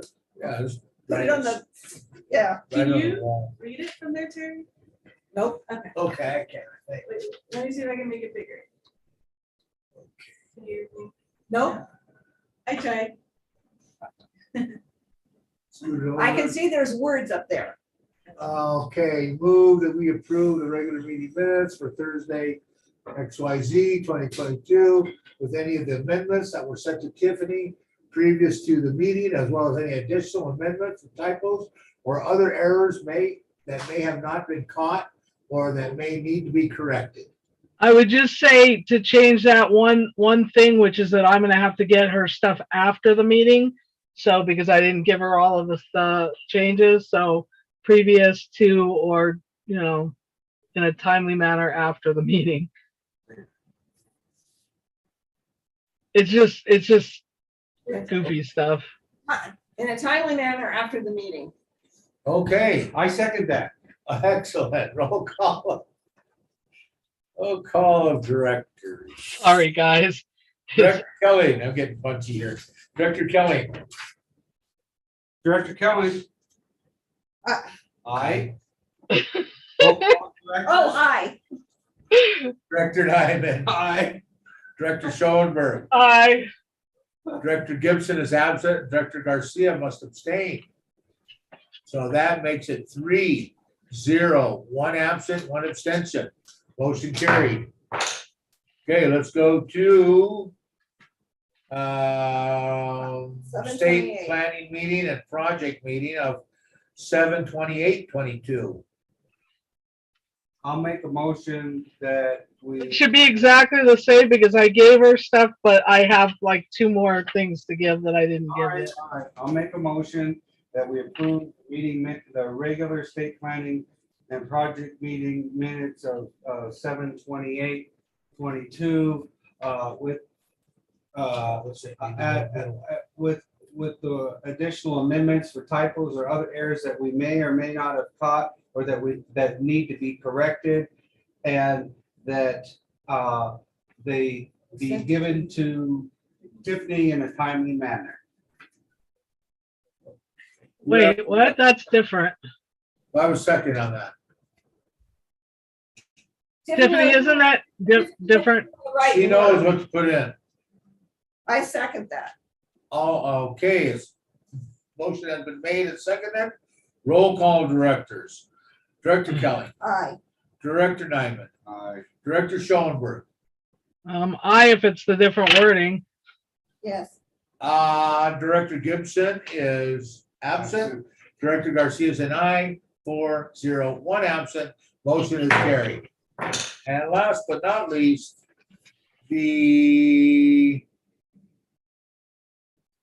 oh man, I misspoke. State planning. There's 2 more. There's a state update. It's a state update. 8/18 update meeting. Go ahead, you know the wording, I don't. So I think, why don't you guys just say with the wording from the first motion? Yes. Okay. Go ahead, we'll wait on the motion first. I move that we approve the minutes for 8/18/22, the state update meeting with the previous stated word. With any of the amendments that were sent to Tiffany previous to the meeting, as well as any additional amendments for typos or other errors that we may not have caught or that may be or may need to be corrected, And and any that will be sent to Tiffany. be sent to Tiffany shortly thereafter. I'll second that. The motion has been made and seconded. Roll call directors. Director Kelly, Aye. Director Nyman, Aye. Director Gibson Director Schoenberg. Aye. Director Gibson is absent. Director Garcia, aye. 4-0, 1 absent. Motion carried. Number 20, discussion vote on future agenda items. Tiffany, I trust that you have added those along the way. Yeah. Okay, thank Yeah, you. we got some done. And number 21, I will entertain a motion to adjourn. I'll make a motion that we adjourn. Do I have a second? I second that. Motion has been made and seconded. Roll call of directors. Director Kelly, Aye. Director Nyman, Aye. Director Schoenberg, Aye. Director Gibson is absent. Director Garcia is an aye. 4-0, 1 absent. Motion is carried. Thank you, ladies and gentlemen. This move. before you go away, Tiffany, I didn't add it to the future agenda items, but we need something, I think, on the next meeting that talks about changes we may have to make based on the changes we just made in the budget. Like where we can remove a little bit of stuff. Because I think we just made a pretty big change that's gonna be a lot. Save 10% on medical and Insurance. some other stuff's gonna help. Okay, we are adjourned, 9:41. Thank you, ladies and gentlemen. Good night, everyone. Good night. Thank you. Thank you, Pam.